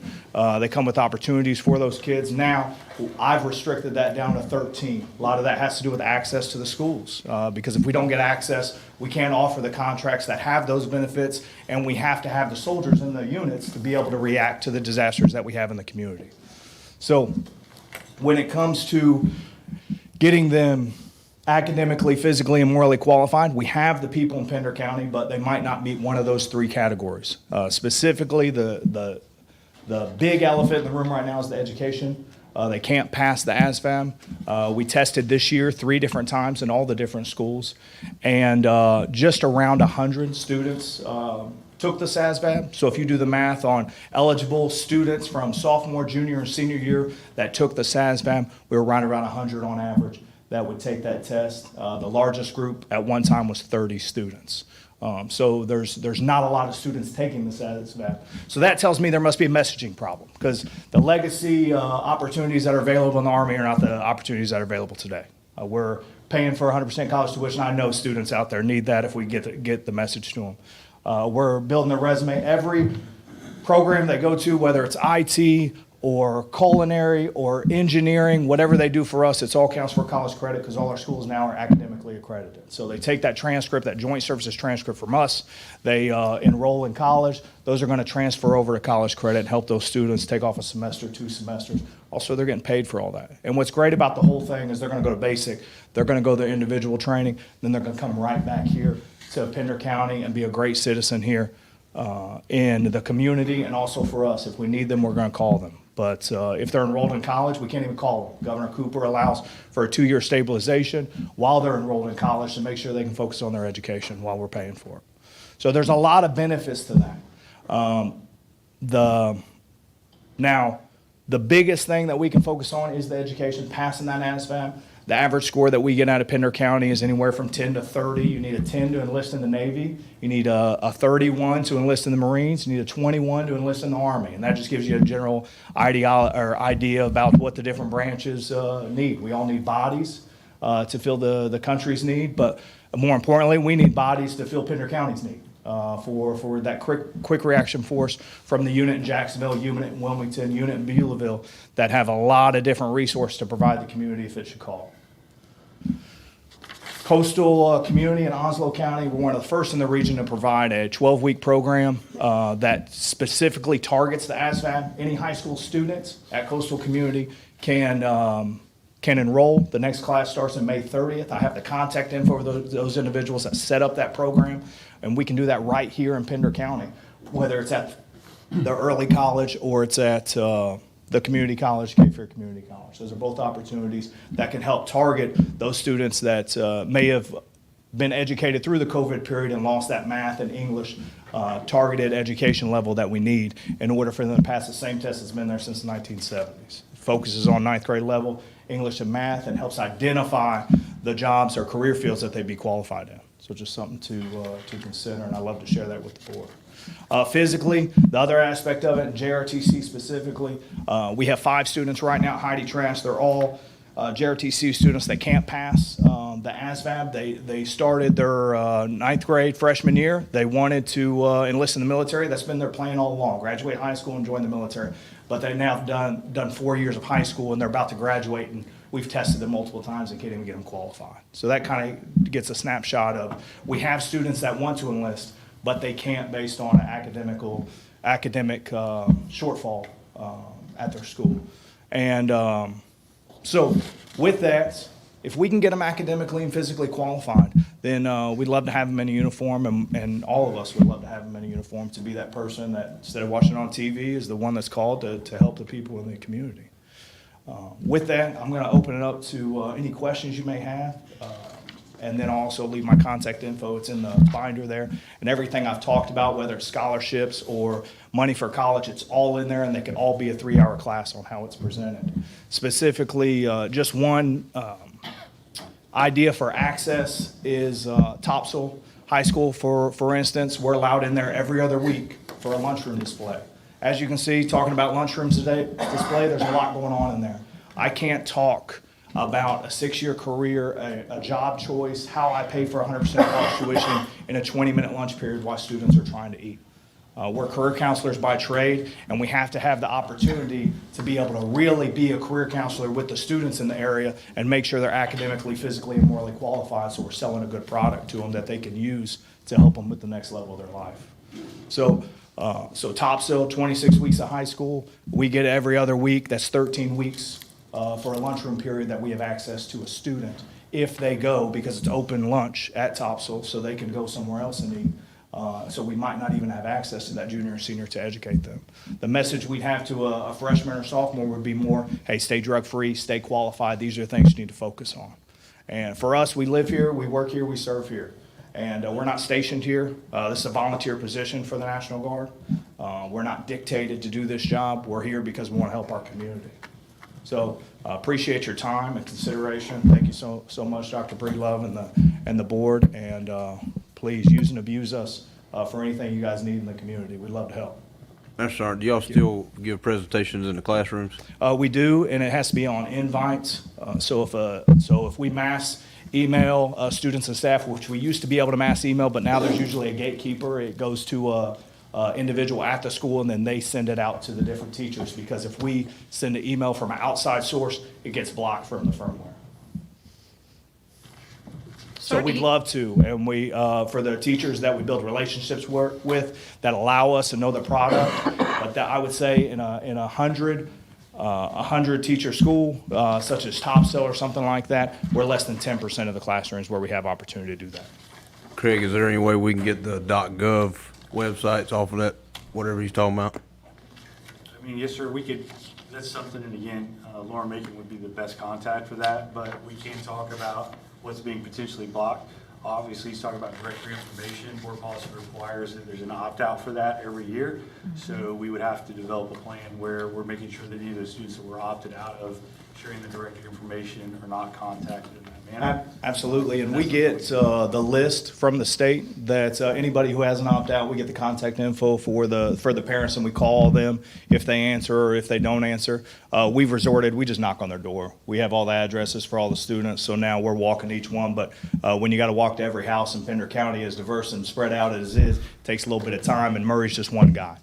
But I'm a mean boss. So he's walking on all the doors in all the backwoods and all the communities, just telling opportunities. And we know the kids wants the information because we're sitting down with them in their living room. As soon as we provide them a pamphlet, we provide them information. Hey, do you have a way to pay for college? Well, let me tell you about this opportunity that's available. Dr. Breedlove, should we be putting this through CTE? That's definitely an avenue we can look at doing for sure. You know, we talk about enroll enlisted and employed in our CTE program, fits right in. Yes, sir. But hearing this presentation, there are multiple avenues that we need to look at as well. Yes, sir. It sounds like a problem that we could easily solve. Yes, ma'am. So a couple things before you go again. I was at that CTE signing today, and Dominique spoke and said he's got multiple kids or multiple children that have done all three. When they enlist, they're already employed and they're already enrolled. Right, so you got, Stats Sergeant Murphy, you enlisted one, if I understand right, that's going to go be a neurosurgeon? That's right. Okay. That's right, yes, sir. Going to be an engineer, you got engineers, one's going to be a neurosurgeon going to college full-time at state. I mean, kudos to you and the rest of the recruiters. Yeah, I think we could strive to. And for us, typically the National Guard gets pushed to the JRTC building, but that's not really our market. Those individuals, and we're happy to have them, are going outside the county. They want to go serve in a capacity that's full-time. Our market is the ones that are staying here in North Carolina and that are going to college here in North Carolina or want to attend an ROTC program in North Carolina. And it's really the student body that's outside that classroom that we enlist. The individuals you're speaking of, they're not in ROTC. They're in the regular general population of the high school that need a way to pay for school, or they need a way to build their resume to help separate them from everyone else when they're applying for a PA school or trying to be a lawyer later on down the road. In the coming weeks, if any board members have any suggestions, they want to reach out to Dr. Breedlove, let's do that, because I think that we fully support what you're doing. And just to be fair with time, that way we can do that. Then if we need to have you come back, we'll do that. If we need to vote on something, we'll do it at that time. So thank you so much. Thank you so much, school board, Dr. Breedlove. Have a good day. Next is first reading of the revision policy 3440-R. Yes, sir. So the four policies that are listed at 7.3 through 7.6 have been reviewed by our committee, our policy committee. The first one is policy 3440R, which recognizes excellence. That was modified slightly to include an avenue for students that are taking CCP courses to be able to qualify. The old policy did not allow that to happen due to the timing of the grades we received. The second one is a revision of the student search policy. It provides a level of use of a metal detector to be able to be used in the instances of when we suspect danger. Second, the 7.5 deals with graduation requirements. This is something we've been doing for quite a while now, since it came out from the state. However, our policy needed to be changed to reflect the new social studies flow of courses, and that has been changed. And the last one, finally, is the fixed asset policy. The policy was first revised, first created several years, or more than 20 years, more than 10 years ago. And inflation, and honestly, the cost of items has increased. So you can see the recommended changes there from the committee.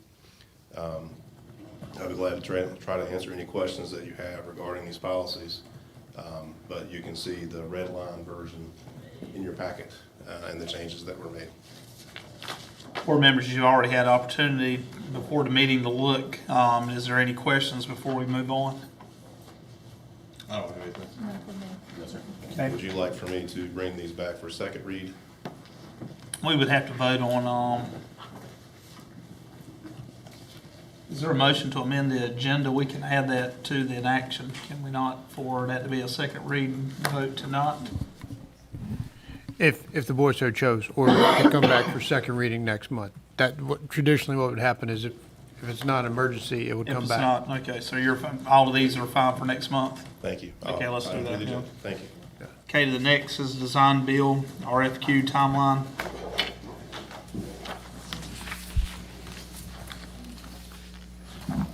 Good evening, ladies and gentlemen of the board. Good Over the last several weeks, we've been reviewing questions and concerns, anything that came to us regarding the design build RFQ for our new K-8 school. Recently, we had 7 submittals. The date to submit was May 3rd, if I'm not mistaken. Yes, May 3rd. And I have provided you each with 1 submittal from each of the 7 offerers. In addition to that, I provided you the rubric for the criteria we used in the RFQ, as well as the 21 questions for the interview committee. Our intention is to continue to review these 7 submittals this week and notify the offerers to come for an interview. And that date is May the 23rd. They will be all day. And at that time, I will review the interview and the rubrics with the 2 committee members, Ms. Burns and Mr. Springer, for their advisement regarding the presentations for the information session. Okay. I think the last time we had 5 presenters, and I think it was during the COW, when we had the COW, and that number and the time of their presentations would be determined by you as the board. Okay, is there any questions, comments before we move on to the next item? Mike, get with me before you leave. Yes, sir. I got some stuff added to the list. Sure, yes, sir. And I would invite any of the board members, after reviewing the questions, I know several of you have backgrounds in construction, commercial construction, things of that nature. Please feel free to submit any questions that you would like for us to include in the interview. Thank you, Mr. Taylor. Okay, the HES annual update. Okay, the second item for us this evening is the HES annual update. We have representatives from HES here to make a presentation for you to provide an annual update early. Mr. Kevin Wagner, Mr. Justin Sharp, and Ms. Kim Bannerman.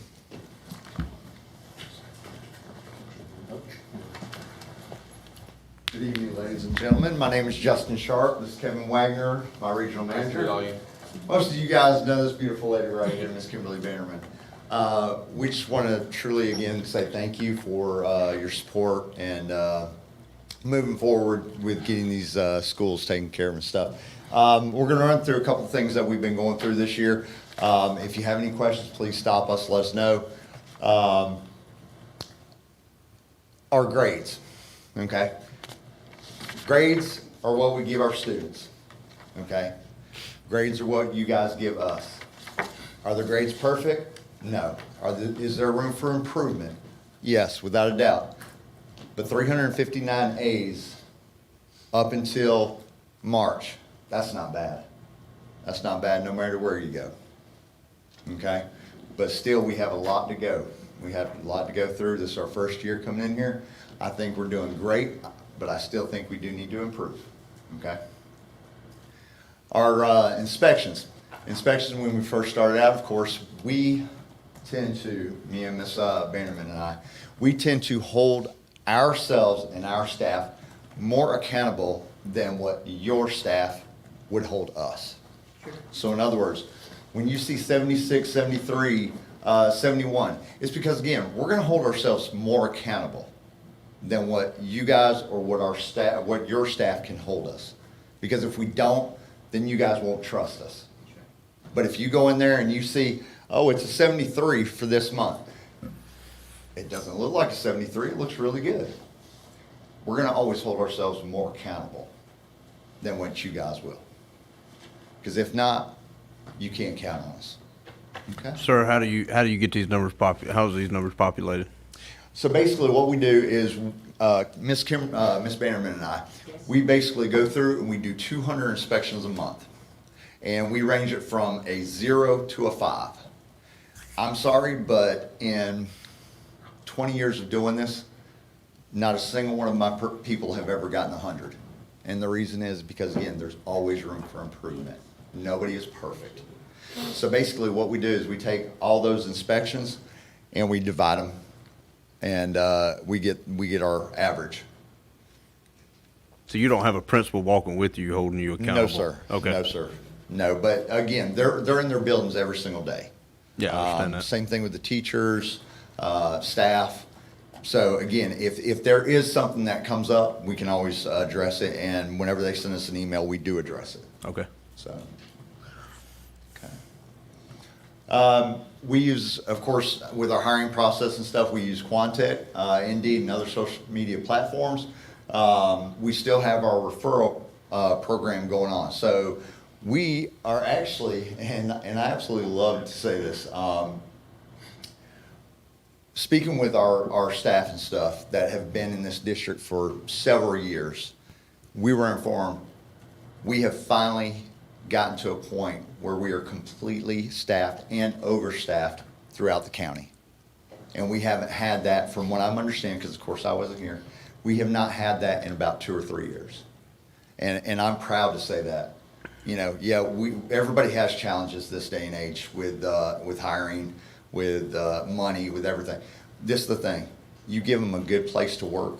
You give them a great staff to work with, a great management team. They're going to work their hardest for you, and they're going to stay. And again, it's not been easy. You know, we've had turnover, and we're going to continue to have turnover. This is not an easy job. But one thing that we can guarantee you is we'll never give up. This young lady over there, she pushes it every single day. We lose one, she's on the phone trying to get somebody else in there. And that's what we're going to continue to do. So as far as the original crew, we still have a 55% retention rate across the board from day one. That's not bad. It's going to get better. And again, the longer they stay on with us, the better we're going to have raises, incentives, stuff like that. One other thing that I want to say, and I wish I would have brought one of our shirts with us. One thing that I heard when I first come to Pender County was, oh, you've got Burgaw. Oh, you've got Hampstead. That's all I heard when I come to Pender County, and everybody was so irritated with that. The staff members, from our staff members. So when we did Employee of the Month, we didn't do just one Employee of the Month. We did Hampstead, Ed, and Burgaw.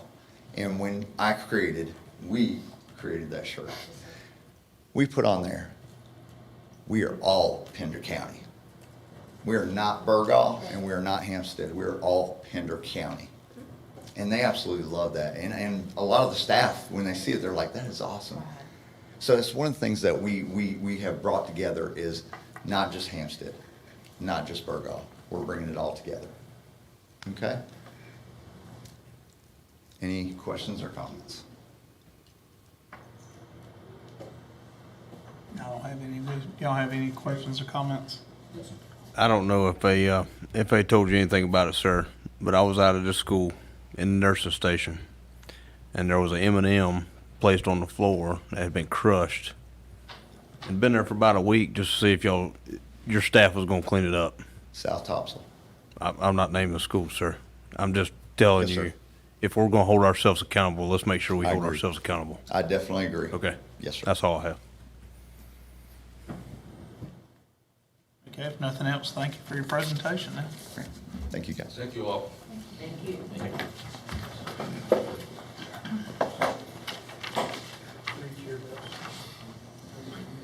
This time information about the bill. Yes, sir. The last item on the agenda for this evening is the three-tier bill schedule proposal. In an effort to maximize the efficiency, reduce transportation costs, and reduce the manpower necessary for transporting students to and from school, we would like to propose a staggered bill protocol for the Topsail High feeder pattern and the Heidi Trask feeder pattern.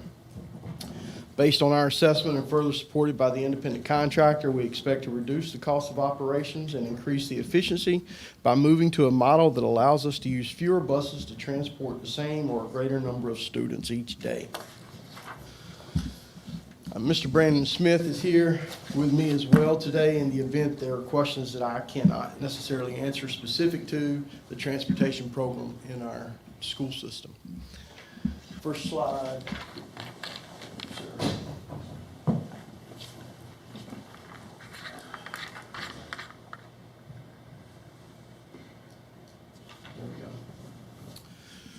The goals are to develop a comprehensive multi-tiered bill system that supports and promotes an atmosphere of academic excellence for all of our students, protect the instructional time by ensuring safe and on-time transportation services, address the significant bus driver and monitor personnel shortage, and to increase the employment of full-time bus drivers and monitors, support the district pre-K2 drop-off and pickup policies.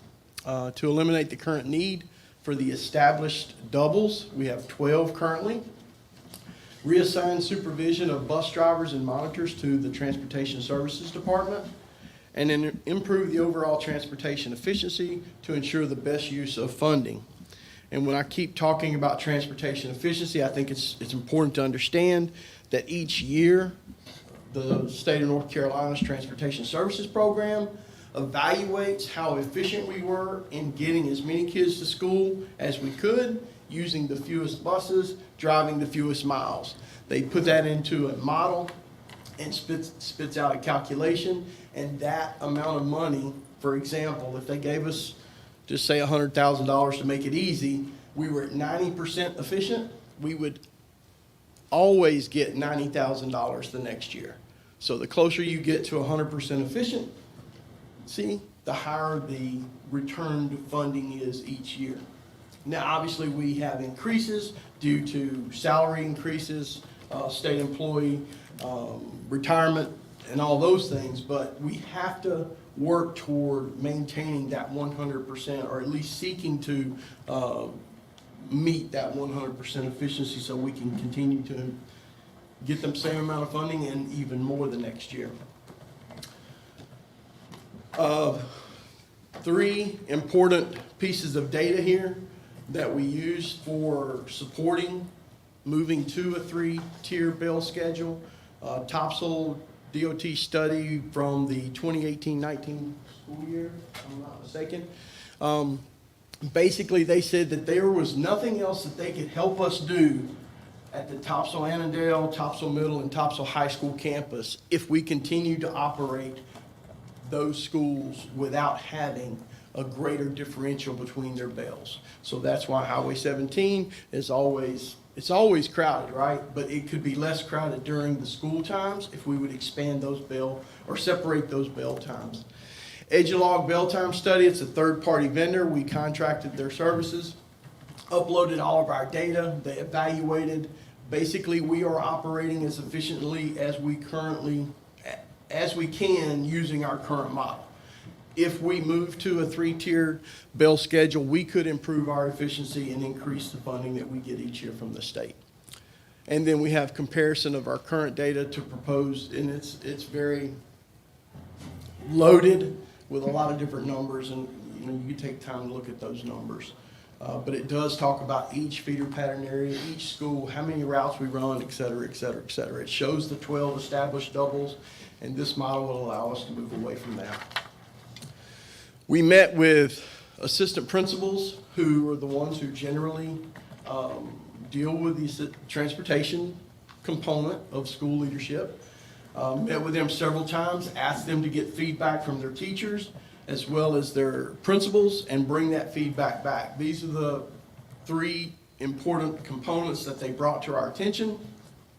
The first one is we had morning childcare concerns, because if you have a student, for example, at Cape Fear Middle School, Surf City Middle School, or Topsail Middle School, you drop that child off for a 7 o'clock bell time. Well, what do I do now, because 7:45 is when my elementary student takes in? That was a concern. That parent having to go to that school twice. So we work with the PACES and CIS to provide up to 1 hour of child care for any sibling who is being dropped off at the same time that their middle school sibling is being dropped off. Staff child care, there were a couple of concerns regarding how early our staff members, child care providers of children younger than school age arrive. That needs to be handled on a case-by-case basis with our principals. I'm certain that every child who is an employee's child doesn't attend the same daycare, right? And then the last one, which there are no real proposed solutions, the middle school early start. But if you look at the timelines that these bells will, that the bus pickup impacts students, I think it's between 5 and 16 minutes is the max earlier that a kid is going to have to get up who rides a bus. The impacts of the recommended changes, it aligns with the DOT recommendation. It reduces the traffic impacts at Cape Fear Elementary, Middle, and Pila. It also eliminates the established double routes for the Topsail High feeder pattern and the Trask High feeder pattern. Obviously, I've already mentioned that it's going to reduce the traffic impact at the top there, at the Topsail area, based on the DOT study in and of itself. AM pickup time, 7 and 15 minutes. I'm sorry, I thought it was 5 and 16, but it's 7 and 15 minutes earlier. The reduction in the number of TAs driving buses will provide us a window to hire full-time drivers, which we hope is going to combat 2 of our HR concerns. We have teacher assistants or instructional assistants who don't want to become instructional assistants because we have a policy that requires them to obtain a CDL and drive a bus. On the other hand, it's very difficult to hire drivers who don't want to be a TA or an instructional assistant, just like driving a bus, because they can't get enough hours to really benefit them socioeconomically. And we think we can reduce, based on the current data, we can reduce the number of buses needed on the east side by 5. Now that number is going to be very important the more I talk about aspects if we don't consider other options. But anyways, improve the overall efficiency of the transportation program, which I mentioned earlier. Transporting the same number of kids with fewer buses, driving the same number of miles is going to help us with the capital cost and the efficiency rating overall. These are the proposed bell times. There were a couple of concerns at Malpas Corner and West Pender. Those 2 principals have worked together, and we've updated that based on their wishes. Rocky Point, there were some concerns about their bell time. We've worked with them to create a bell time that helps those parents who have a Rocky Point student. Oh, I do have a thing going. I don't know. Anyways, a Rocky Point student and a Cape Fear Middle student, the parent can drop the kid off for Cape Fear Middle and then go over to Rocky Point. So we gave them, without having too much time in between those bells. And according to John C. Maxwell, change is inevitable. Growth is optional.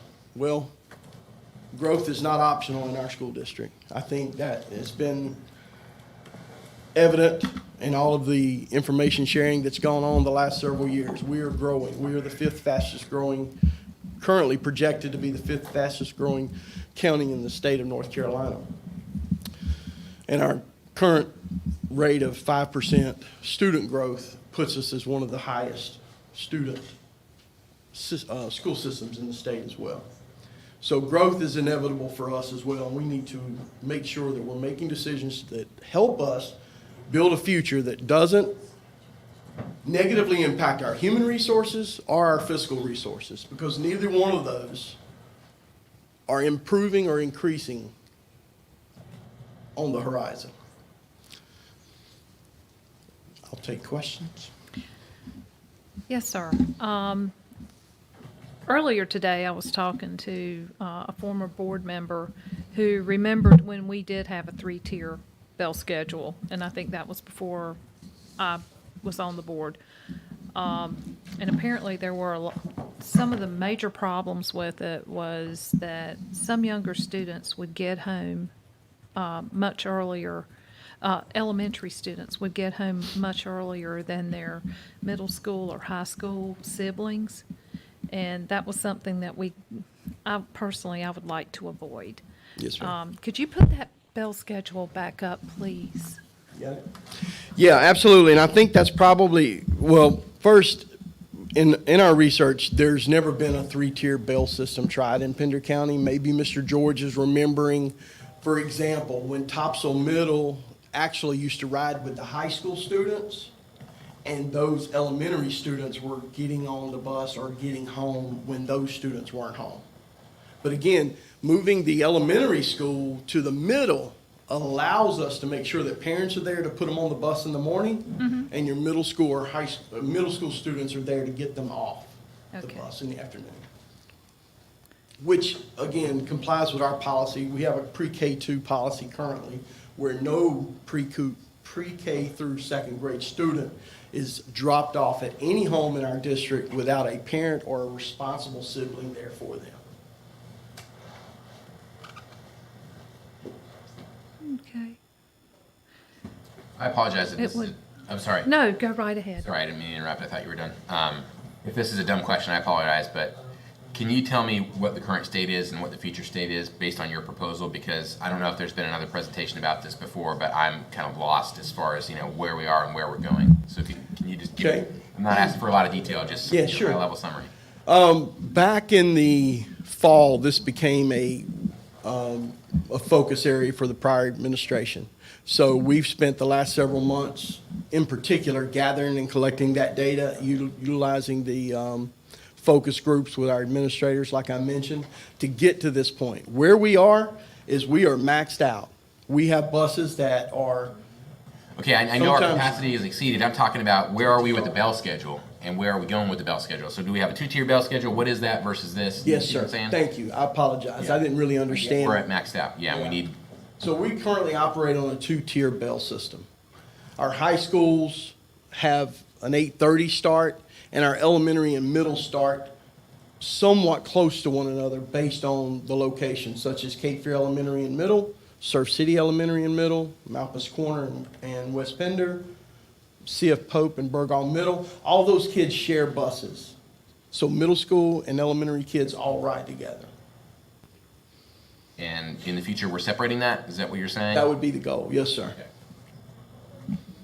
Okay. And that would cause less routes? It doesn't cause less routes, but it does in a way because it allows us to put more for example, when you have a K-8 roster on a bus, they can't transport as many kids. We have to reduce that number based on the 8th grade seating or 6th through 8th grade seating. So if we do K-5, we can use fewer buses by putting more K-5 kids on the same bus. Same way with actually when you go up to 612, it doesn't matter because we have to go with the highest number of rider. Got it. Based on size of how many kids fit in the seat. Based on your presentation, you said that the earliest pickup change would be 7 to 15 minutes earlier. Yes, sir.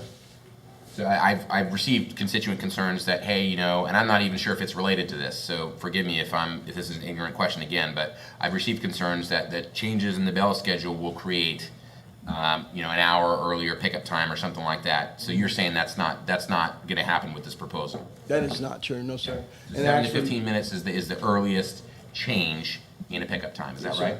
Okay. Thank you very much. Yes, sir. Last two questions. So did I understand you correctly? You stated that if we are not 100% efficient, according to the state's model, that we lose transportation funding. Is that what you said? That is basically right, yes, sir. Is that a state law or a state regulation, or where is that? That's the state transportation policy. Okay, can you get me whatever that is? Because that is something that I think, you know, Mr. Carson Smith in the state legislature might be interested in changing, because that to me seems ridiculous. The fact that if you are 97%, because then you're basically always chasing your tail. I mean, I get it to a certain degree, maybe 95% efficiency, you know, then whether you're 95% or above, then hey, you know, we're not going to take any money away from you. But if you're 99% efficient, for a large school district, you're losing 1% of that budget. That makes a lot of difference. So yeah, it doesn't make sense. If you can give me the information on that, I'll Yeah, try we'll be my glad best. to get it to you. Yeah, But whoever needs to know about it. But the purpose of it is to ensure that we are the best stewards we can be of taxpayer dollars. I get Because that, some but school 100% systems don't 100% necessarily is advocate perfection. for efficiency. Nobody's perfect, and so if the standard is perfection, I don't agree with that. But I hope that you would agree that that would support you if we were to lower that number, because we'd lose less money, right? So yeah, thank you very much. I appreciate. That's all I have. Anyone else have any comments or anything? Oh, Mr. Kadir asked one thing about where we were going, though, and I think it's important to understand, if we keep operating currently the way we are operating, number one, we have to continue and possibly even expand doubles in the future, which means kids are getting to school earlier, sitting in the cafeteria, or leaving the school later, sitting in the cafeteria. We're having to stagger our staff schedules to provide appropriate supervision in those settings while we wait for the bus to come back and get the kids. Secondly, we have no more credits for the state. We have maxed out that as well. Credits are when you take a bus off the road, you get to count that as, okay, I've got 1 credit that I can put a bus back on the road and not have to spend capital resources. The current cost of a C2 Thomas bus is $125,000 to $130,000. Within the next year or two, if we continue operating where we are, we will have to buy a minimum of 2 buses out of capital outlay. So that would be a significant hit to us as well as a district. Other districts who are our size or larger know that they have to make these types of tough decisions to improve the efficiency and limit the capital cost as well as the state funding costs that we depend on. You said we don't have any credits. Right, we do not have any We credits. got all the buses that we currently own as a school system on the road. That is correct, yes, sir. Every yellow bus is owned by the school system at this time. Yes, sir. Is that policy? Is that policy? Yep. For state, is that state policy about the credits? That is the way the transportation model works, yes, sir. If we want to purchase, or if we want to add yellow buses to our fleet, we must therefore purchase them out of capital outlay. It's a one-time purchase that will then become the state's responsibility to replace down the road. As we incur miles, 150,000 in 20 years. Once we operate a bus for 20 years or 150,000 miles, it's replaced free of charge by the state. 200,000, sorry. Are we still, Got you. It was 150 when I. Also, too, I want to add that, Come on up, sir. come on up, Brandon. You got to get your time in the limelight. I know. When you park a school bus, which means like you take it off the fleet, it changes the status. So it is technically not a credit, because like when your renewals come up, when the bus reaches its lifetime, they make you put those buses back in the fleet. Sure. If that makes sense. So when you park buses, you're going to have to use them again in the future anyway. Okay? Go ahead. Well, with the driver situation and the use of doubles, we have reduced our fleet that's used every day. At one time, we were using 102 buses. We've reduced that down over the years to 3 just with the doubles. So there is 7 buses in reserve that we could add back to the fleet. Once we add them back, all our credits is gone. So for me to add a bus, then we would have to do what they call a loaner program, which means they would let us put a spare on the road or go to another county and get a park bus. If we operate it more than 90 days, we have to secure a PO the next year for the amount of the new bus. My problem, Phil, you might be able to interpret this better. The whole idea of this is backwards, in my opinion. I'm looking at population of the county has expanded and we're out of credits. Correct. But that's a state issue, not a local county issue, correct? Yeah, I mean, the credits, when you run out of credits, the county has to purchase that bus and then it's put on the state replacement schedule. That's how it works, so. There's another Carson Smith issue. But, Okay, is there any other comments or questions about anything then? Now, my only question was, we still have Here Comes the Bus, right? Yes. That's still in play. Well, that could help substantially with that time difference. If we go with this new schedule, that could help substantially with parents knowing, especially if the bus is gonna be a little earlier, they can get a better idea of when that bus is getting within their vicinity, right? Yes, ma'am. Okay, so we could, So the new bell schedule is gonna be able to replace what the current double is, because that double is 2 buses, technically, if that makes sense. Sounds like some of the concerns might have been just because of a lack of proper information that people just didn't have at the time. So thank y'all for your presentation. thank you. Thank you. Would any board member, Ms. Burns, you have that moved information? Do you or a member of your committee want to move that, make a motion to move it to action tonight, or? I think we can wait until the next board meeting if the board is all right with that. We're talking about something that starts, I'm sorry. We're talking about when do we need, if we're going to approve this and disapprove, when do we need to go ahead and act on it? Well, I would prefer that it be acted on as soon as possible. We currently have staff members who are working in 3 phases of our TIM system. We have the current year, the next year based on this bell schedule, and we're running a shadow of that at the same time. So every time we update our TIMs, we have to update 3 of them to make sure that we're prepared to roll out this information for our faculty, our staff, our stakeholders across the district. Additionally, our power school system goes down late June, early July, I can't remember the exact time, but all of our bell schedules, all of our master schedules have to be complete by June 30th. Again, this would be making a decision now to give us time to prepare those data files and data sets that are necessary for a successful start to next school year. Just vote on it, be done. Go ahead, take the motion. So would someone like to make a motion then to add this to I make a 9.9, I believe? Yes, sir. Make a motion to amend the agenda to add to the action agenda 9.9. The bus bell schedule. Yep. 3-2 bell schedule. Okay, have a motion, can I have a second? Second. Any discussion? Not hearing any, all in favor say aye. Aye. Any opposed? Motion carries.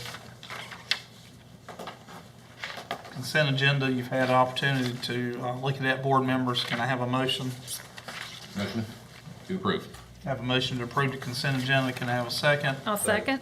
I have a second. All in favor, say aye. Aye. Any opposed? This time we have 9.2, 9.2, sir, I think. yes, to consider request to park and fee policy. Mr. Kader, I believe you're the one who requested that. Yes, sir. Mr. You'd like to Taylor, speak would you to mind it? stepping up? You just because you presented the information to us, and then also, Ms. Nolan, I don't know if you can provide any information, but I have a variety of questions. So based on the information that was provided by Ms. Nolan, I see that we, at Heidi Trask, up year to date, we have revenues about $5,600 or $5,700. We've only spent $700 of that at the parking fee accounts. For Pender High, we've taken in $4,200 and we spent $500 of that. Topsail High, $29,000 and we spent about $16,000.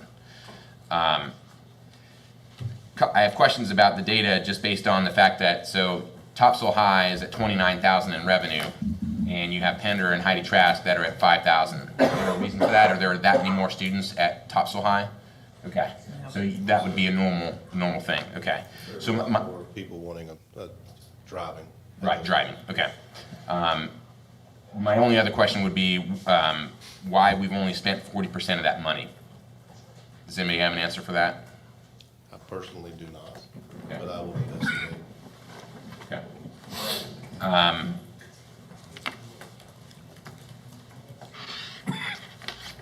If these funds are not spent at year end, do they lapse to fund balance, or they do not? They're kept in these. Okay.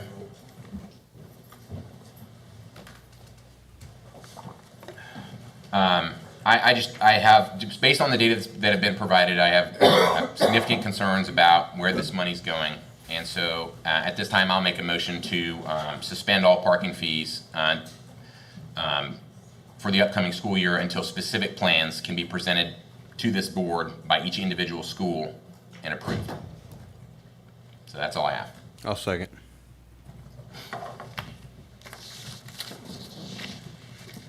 All right, we have a motion and a second to suspend all parking fees for the upcoming school year. And two board members are presented more detailed information from the three high schools. Is there discussion? Yes. So you would want to see basically a spending plan, a budget per se for what they intend to use the money for? Yes, I would like to see a budget, absolutely. And I would also like to see detailed data on the fund balance and where the money is going. But a budget would be a start. We haven't been presented with a budget. So, basically the schools can use this money from what what we've been told for anything they want. And it just, to me, it's not right to make parents pay an extra $50 for a parking lot that taxpayer funds helped to construct. To go toward a program that we have no information or budget on. Hopefully that answers your question. So a budget would go a long way. Yes, ma'am. Yes. And as I said, we discussed this back in March. And I remember I said, no, I'm gonna go for the 50. I'm in favor of the $50 parking fee, but I can also see your point on that. I'm still in favor of the $50 parking fee, but I concur. I would like to know where that money is going. And if we have only spent 40% of it, then yeah, okay, I'll go along with you on that. Yeah, okay, I'm ready to vote. My concern is that we're voting on something that we're asking for to suspend until we get this information. The next school year, when will the next parking passes be done is the one question. So we will take the vote because we have a motion and a second. But as my opinion as chair, I feel like what we're doing here is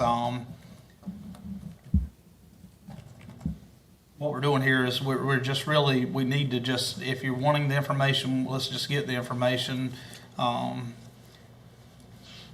Mr. Chair, I would allow staff to respond. I think, if staff has any information on that about, timeline, because, I'm a reasonable person. I'm open to, any argument. So I thought that this might be a good time because it would allow schools, administrators, especially the principals, right? They work all year, right? They don't take summers off. So why can't they, if we're doing this May 9th, why can't they have time for the fall to come to us with a plan? It shouldn't, we're not talking about a lot of money, but to me, it's the principle of the matter, right? We should be able to give parents a budget and a list of things that these funds go to, and to me, it's not rocket science to come up with it. So if you think that's inaccurate or not a proper characterization, I want to hear about it from staff. Sure. So I'll go, the likelihood of us selling parking passes at this moment is pretty slim. Because and you're at the end of the school year. You're not going to sell them right now. The majority of the time you're going to sell a parking pass is going to be over the summer. and as those 15-year-olds turn 16. My experience as a high school principal of when those have been purchased. I cannot tell you exactly when that time frame opens, but I can tell you that my best judgment at this point would be that there's not a whole lot of parking passes that will be purchased here at the end of the school year. We only have 2.5 weeks left. That was my only statement, is I know that we're not realistically, I mean, if we sell 5 parking place passes between now and end of the year, I would be shocked, even if one parking pass. So I think the thing is, if we want a time frame to have a report done, then we probably need to say by the next meeting, we want to have this. But, I mean, the motion's already been made unless you want to make a friendly amendment to it, but we can vote on any way that you want to. So is there any other discussion? I concur with that, Mr. Chair. I think that, would a month be too fast to get a budget for? I don't think so. I don't think I it believe should. we can I do don't that. think We it can would pull be that either. I would like to, I'm willing to go to suspend it, but I would also like to take it up again next month with a budget. When they come to us, with the high schools come to us with a budget in hand, telling us how they're going to spend the money. But also, sometimes expenses come up at high schools that it's nice for them to have something, have that money that they could dip into. PBIS if I remember back from the meeting in March, PBIS is something, our Positive Behavior Initiative, is something that from what I understand, Topsail High frequently used that they use that money to ensure that. So my thought is, I'm willing to go along with it right now, but I do want to see a budget, but I also want us to be able to allow the high schools to use that funding, that if they need a little bit more, that budget can be not so much set in stone, but a loose budget, something that we can look back on at the end of the year when audit time comes around and say, okay, can you show us how you spent it? Because this is what you gave us. So let's see what you did. Is there any discussion? Yeah, so Mr. Taylor provided that back in February or March, correct? That was March. Yep, about the things or the items that were said to have been purchased, correct? Yeah, I polled the principals of the schools, and that's what I received back from them. And that came from the bookkeeper of the said school, correct? Yes. Yep, so Yes, ma'am. Yes, sir. I do believe, if I am correct on this, Mr. Cordero asked for transaction data last month. And here we are 30 days later, and we have not got any, except for what was provided today about transactional data. It was said in an email that every school has their own bookkeeper. Now, I understand people are out. I got it. But I will not, for the life of me, understand why it would take 30 days to get some information from 18 schools. We're not reaching across from here to England to get information. And that's all I got to say. I'm not against including the positive behavior initiative, I believe is the program that you mentioned, or anything in the budget. At this point, and I'm just beyond my threshold of allowing this to continue until I receive a plan. So I think we can always reverse this decision at our next meeting if we decide that we get plans. And the motion is to suspend pending an approval of this board by individual school plans. So all we're doing is saying, we're no longer gonna allow you to spend this money however you want. We want to be able to have a budget, and we want to be able to look at it. That's all we're telling you today. So the money that they have currently in their, so part of what you're saying, then the money that's already there at the school level is to freeze, not to touch it then? Correct. I'm talking about new money coming in. Yes, sir. So that's New money correct. coming in. Okay. Right. So basically, for next school year, until schools can present a plan that, this money is not to be taken in, and I would also say that money is frozen, that, we can't spend out of those individual school funds until we have an approved spending plan by the board for each school. Because I know Topsail High School pays a parking lot monitor. Now, if there are obligations Yeah. That's That's all I'm just, I want to make it. I'm talking about new spending. So if there's a purchase order in the system for something that we've already obligated funds for, then we need to honor that obligation. I'm not talking about that. That's a great question. Thank you, sir. I would just caution, we are in our last month of school. We have graduations coming up. We have many events. In our schools, the funding is so locked down that there are funds that are not very liquid, that you can spend at a moment's notice to be able to purchase flowers for graduations at the last second or whatever it may be. Those funds do allow our principals and our schools to be able to purchase things fairly quickly, and that's the only flexible funds that they have to do that. I'm a big believer in developing a budget and how that money should be used and be able to turn in. Only thing I would do is caution at the final hour here is locking down those funds when they may have a plan to spend them or need those funds. They are now unable to do that.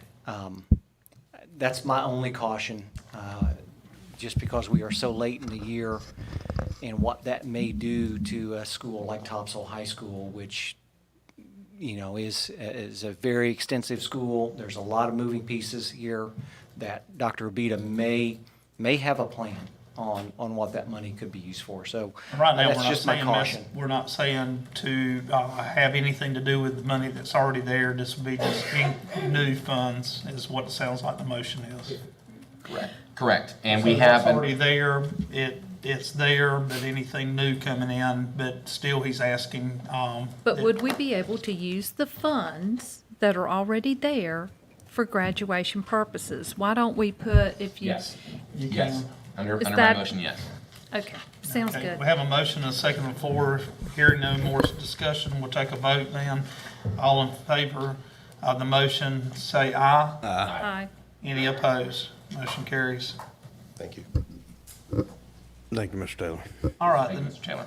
next one is the 9.1 that we were, or changed over, consider request for read-only access to PCS finance software. Mr. Cordero, I believe that's also you. Thank you, sir. I'd like to take a moment to address last meeting's discussion regarding the opening the school system's books. To be clear, these comments are mostly for parents and voters that are watching us this evening.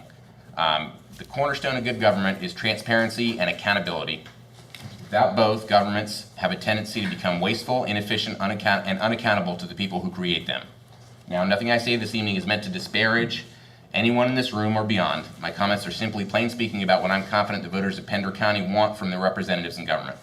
First, I have come to be very weary of the statements, "We've always done it that way," or "No one else does that," as generalized responses to new ideas. If every government employee adheres to these rules, no new ideas would ever be developed, much to the detriment of our younger generation.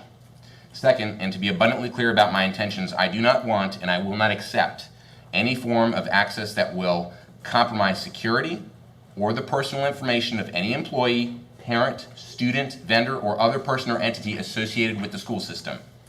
This being acknowledged, I have not heard a single legitimate reason why the school system should not open its books for examination. Third, it perplexes me why any member of this board would vote against simply adding this item to our agenda for discussion.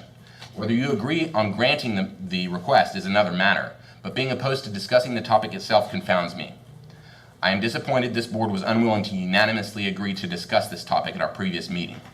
Fourth, one of my highest priorities on this board is to get the school's financial house in order. We have asked and the voters have approved $178 million worth of bonds for this school system.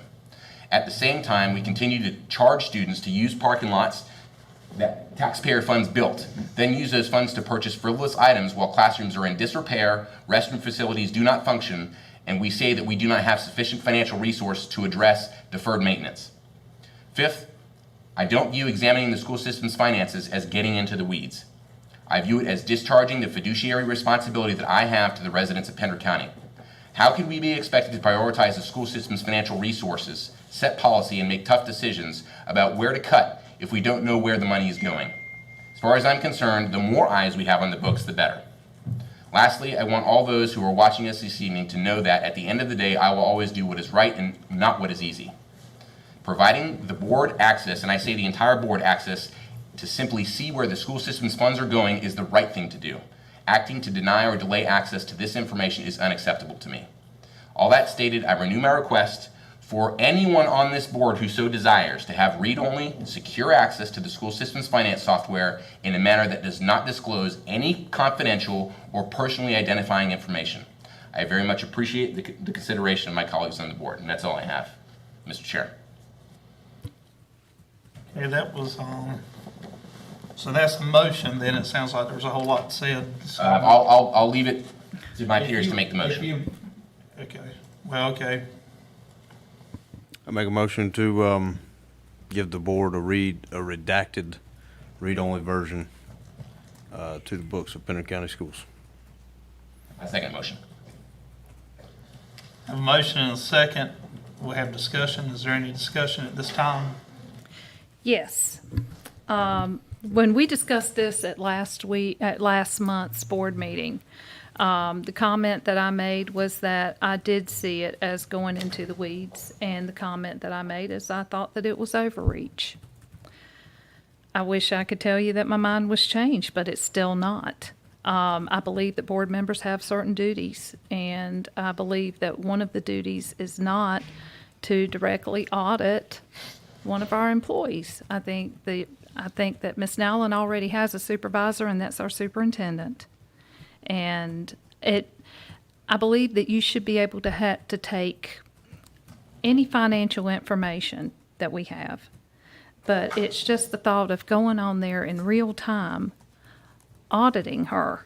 That was what did not sit well with me. Okay, is there any other comments, questions, concerns?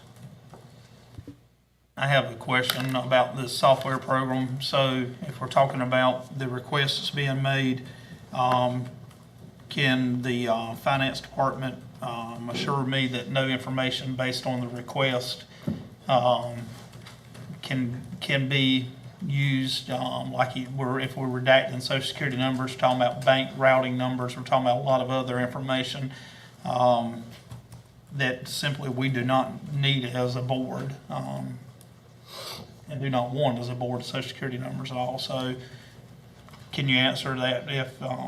Yes, sir, I can answer that. As of right now, we have not been assured by the company that they can give read-only access and not identify personal information. It's very,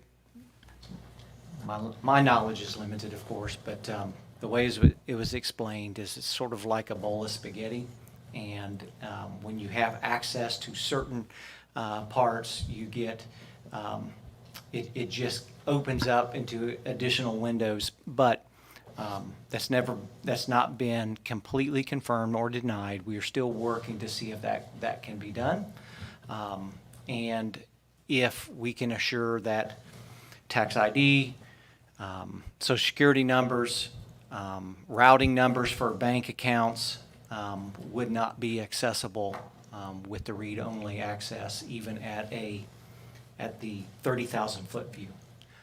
But I know our finance department is working on it. I don't know, Ms. Nolan, if you want to add to that, but that's my information I got from recently from Ms. Brown. And just to clear things up, I do not control access. So Ms. Tanya Brown, my assistant finance officer, reached out to our software company and asked that question. So that information was provided to Dr. Breedlove directly, so that it's not something that I'm saying. It is like spaghetti, though. It's hard to tie down one area versus another because of the way they're interconnected. Again, so does that mean that we can't do it? We have not 100% confirmation. Ms. Nolan, are you saying all the finance program software is connected? All of our financial software that is held at the district level, our financial software, which is Link, they have multiple, I want to say departments per se. So you have one that shows accounts payable. Yep. You have one that shows payroll. You have one that shows our federal funds budgeting. You have one that houses HR. So all of those programs are interconnected in some way. Okay, so Link, excuse me for interrupting you, Link software, we're trying to hurry up and get through this. Link software is, the principals or the bookkeepers at each school have access to this Link software, or do they have a whole separate system? They have limited access to Link to handle payroll, timesheets, and processing purchase orders. Is it through Link though? They have Link access for that process. All the school funds, money that comes into the schools is a separate accounting system. That's school funds online. So they have, the bookkeeper there has access to the PII, correct? Personal identifiable information. They have access only to the accounts that they set up in school funds online. Is that what you're asking me? I'm asking you, at the level of the high school, we'll use Topsail High School, do they have access to the students' personal identifiable information through that software? They do not through Link. Okay, so it is possible we can get read-only access through Link, just as Mr. Cordero is requesting. The only thing that the schools process is payroll information and processing purchase orders. Okay. I have done what I'm asking for at multiple governments, okay? So for someone to say it's not possible is unacceptable to me. I know it not to be true, and frankly, if we're talking about getting in the weeds, we're not talking about a circumstance. The motion is not just give it immediately and we find out after the fact if I have access to confidential information. The motion is that if there is a way that we can work with the software vendor for the entire board to have access in a read-only way that doesn't provide any confidential information, no payroll information, no routing numbers, no bank account numbers, nothing that would compromise any vendor individual that is associated with the school system. If we can do that, that you will give us access, okay? If there are roadblocks along the way, then we need to work through those before we grant access. That, to be clear, that is the motion. So talking about all of this, I think, is superfluous to this conversation because the motion is predicated upon the fact that we can do this in a secure way. Well, Mr. Cordero, I'd have to disagree with you because talking about it, regardless of what your opinion is, which every one of us have one, every one of us have a right to air that opinion. And I would like to ask you also to remove a statement that you just made when you basically accused Ms. Nolan of lying, saying that there is no software, or what she's saying is not true based on your previous experience in town government. I used to be a town mayor, so I do have government experience as well, not a town manager like you were. But I would be very careful on statements that could be considered personal attacks. Is all I would say as the So chair. I would be happy to, so I'll clarify. My intention was not to cast aspersions on Ms. Nolan. My intention was to say that you don't have a background in IT, do you, Ms. Nolan? I actually did work for a software company. Okay, okay. My point is that it may be possible that software has, I don't know how long it's been since you worked for that software company, that software has changed since then. I hope you would agree that's possible. And that it's possible that you're not aware of certain ways to grant the access. And that's all I was trying to indicate, is that staff needs to go through the effort to engage the vendor to satisfy the request. And so it was not, I was in no way trying to make any attempt to say that Ms. Nolan is being dishonest. And if that was implied, I retract whatever I said that created that implication. My only implication is that I think that staff might be ignorant and ignorance is just the lack of knowledge, right? We're just not aware of how the software can do what we're asking it to do. And all I'm asking for in my motion is that we direct staff to explore those options in order to satisfy this request as it's been stated. And as a board member, I fully feel like that anything that the public can request, I feel like that all of this information, yes, I've told you that privately, that you should be able to see any of this information. My only hesitation with all of it, and I'm being as transparent as I can, is that if I'm being told from people that we're paying to do these jobs that this is possibility that we're going to run into a liability situation, I would also ask our legal department what their, not opinion, but the legality is, if they're saying this is going to be like a bowl of spaghetti, if this spills on our lap, how is this going to affect us? And if some way this could be different. Sure. And so I believe Mr. Cordero, actually Mr. Springer's motion that Mr. Cordero is seconding, is predicated on the concept that no PII, no confidential information, no privacy concerns are released or even possible for Foul viewing. of. Yeah. That you're not, that we wouldn't even consider giving access if that can't be guaranteed. But isn't that access already there? I'm asking that question, is that access already there? And so, If I were to go to the finance department, is it there now that I can get from what income, outgoing, and all? Absolutely. Any request is just public information, as Mr. Cordero has stated previously. We provide any information related to the financial data. So my concern with, please, Mr. McPherson. if you don't mind, I'll finish. So the two concerns that I think have been addressed and predicated on the motion is universal access to information. That's sort of a threshold of governmental work. Like, all of you have to have equal access to information. That is, so assuming that is, everyone gets access, and there is a method by which all of the PII and privacy information can be protected in some way, shape, form, or fashion, that the concern that I'm hearing from staff is what they're hearing from their vendor. And they pay the vendor for their opinion. And because they're the software developer and we're using their software, presumptively, they know their software better than we do.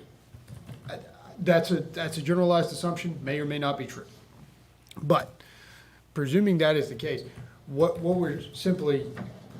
I think is we're talking across each other a little bit, because the first thing is Mr. Cordero and Mr. Springer's, motion is predicated on the assumption that there's a method by which to get to the promised land of getting access to this information without compromising the privacy laws that would be implicated. And so let me be clear on that. I do, without that as a caveat, there are privacy concerns that do exist, but seemingly it's predicated on a way to work around it. So then, when you think through that, it's go to the vendor and see if there is a method by way that you can get to the information or block the information in such a way. We may or may not, that's vendor dependent, to be quite frank, whether or not they have the ability on their software end. But it seemingly is an exercise. But the liability issue from my side is that vendor is going to have to guarantee this board, and personally, me as your representative, that they have adequately blocked it to make sure that you guys aren't getting access to things that you would take on additional. The vendor already does that, Mr. McPherson, on a variety of levels, because we handle confidential information every day. So the vendor is very experienced in doing that. All we're asking for is their opinion on it. Can it be done? And all I'm saying is I would want an extra level of protection for this board from them, that they are going to be holding this bar harmless for any potential privacy breaches that go on at their end, that they could try to point the finger at you guys for. That's the only thing I'm saying.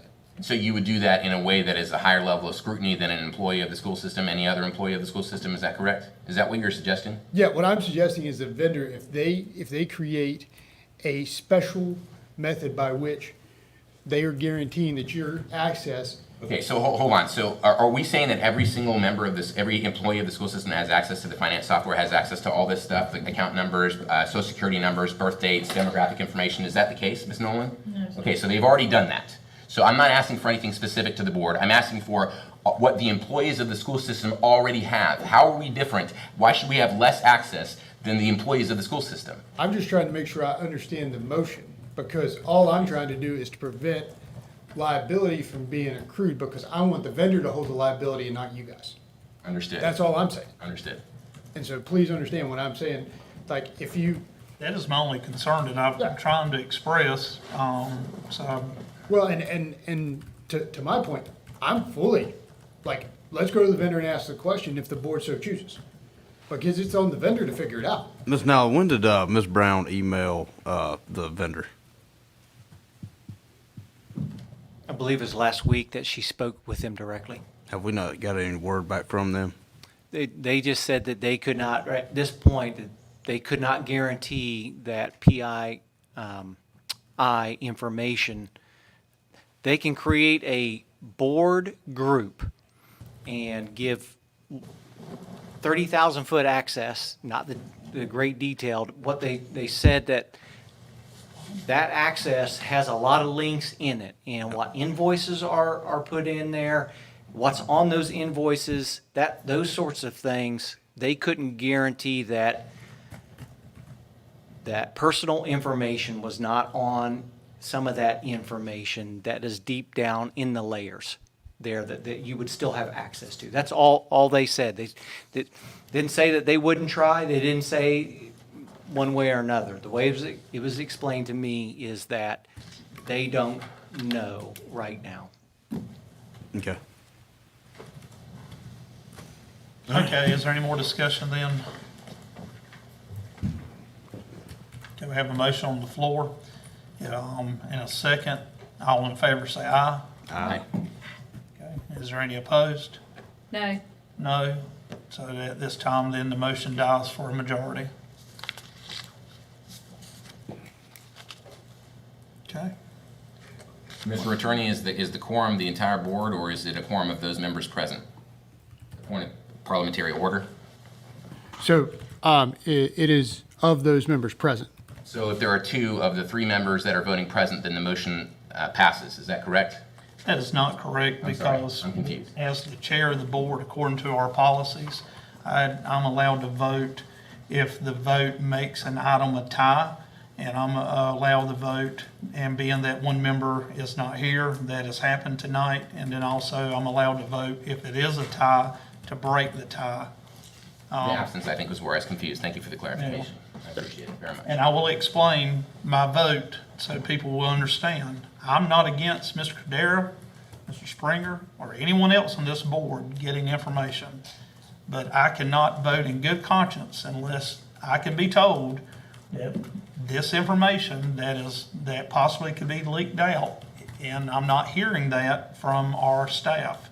I'm not saying Mr. Cadera or myself or Ms. Burns or anyone would do anything with that information, but I just cannot vote on something like this if they're telling me that there's going to be all this implications to it. So to protect the board, I still feel like that Mr. Cadera, any information you want, you should be able to get on a timely manner. And whatever we have to do to get that happening, I'm just not putting our board in making them liable for something. I'm trying to protect the board. And it's nothing against you, because I want you to have any, and we should. I mean, anything's available, you should, to make the decision, but that's the reason why I cannot vote tonight with this. I make a motion to direct staff to report at our next meeting on June 13th what the steps they've made with the vendor in order to make this a reality. I say it. Okay, we have a motion, a second. We need to let me just clarify parliamentary procedure. Do we need to add this so that we need to make a motion to add that as an action item then? Or can he just? Same topic.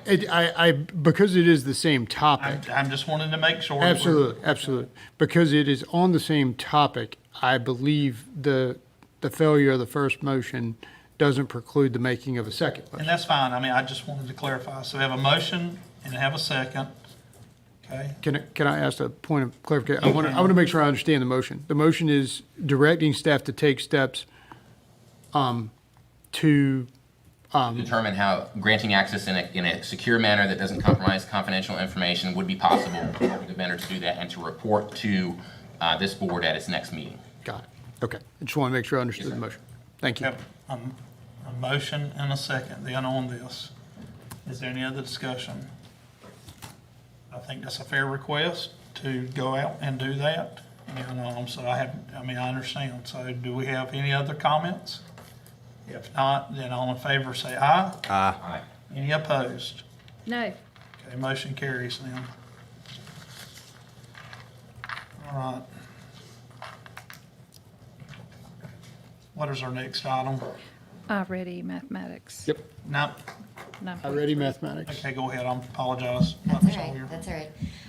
Actually, I'd like to request the board take 9.3 and 9.4 together, because I'm gonna just present on both of them at the same time. Is that all right? That's great. Okay.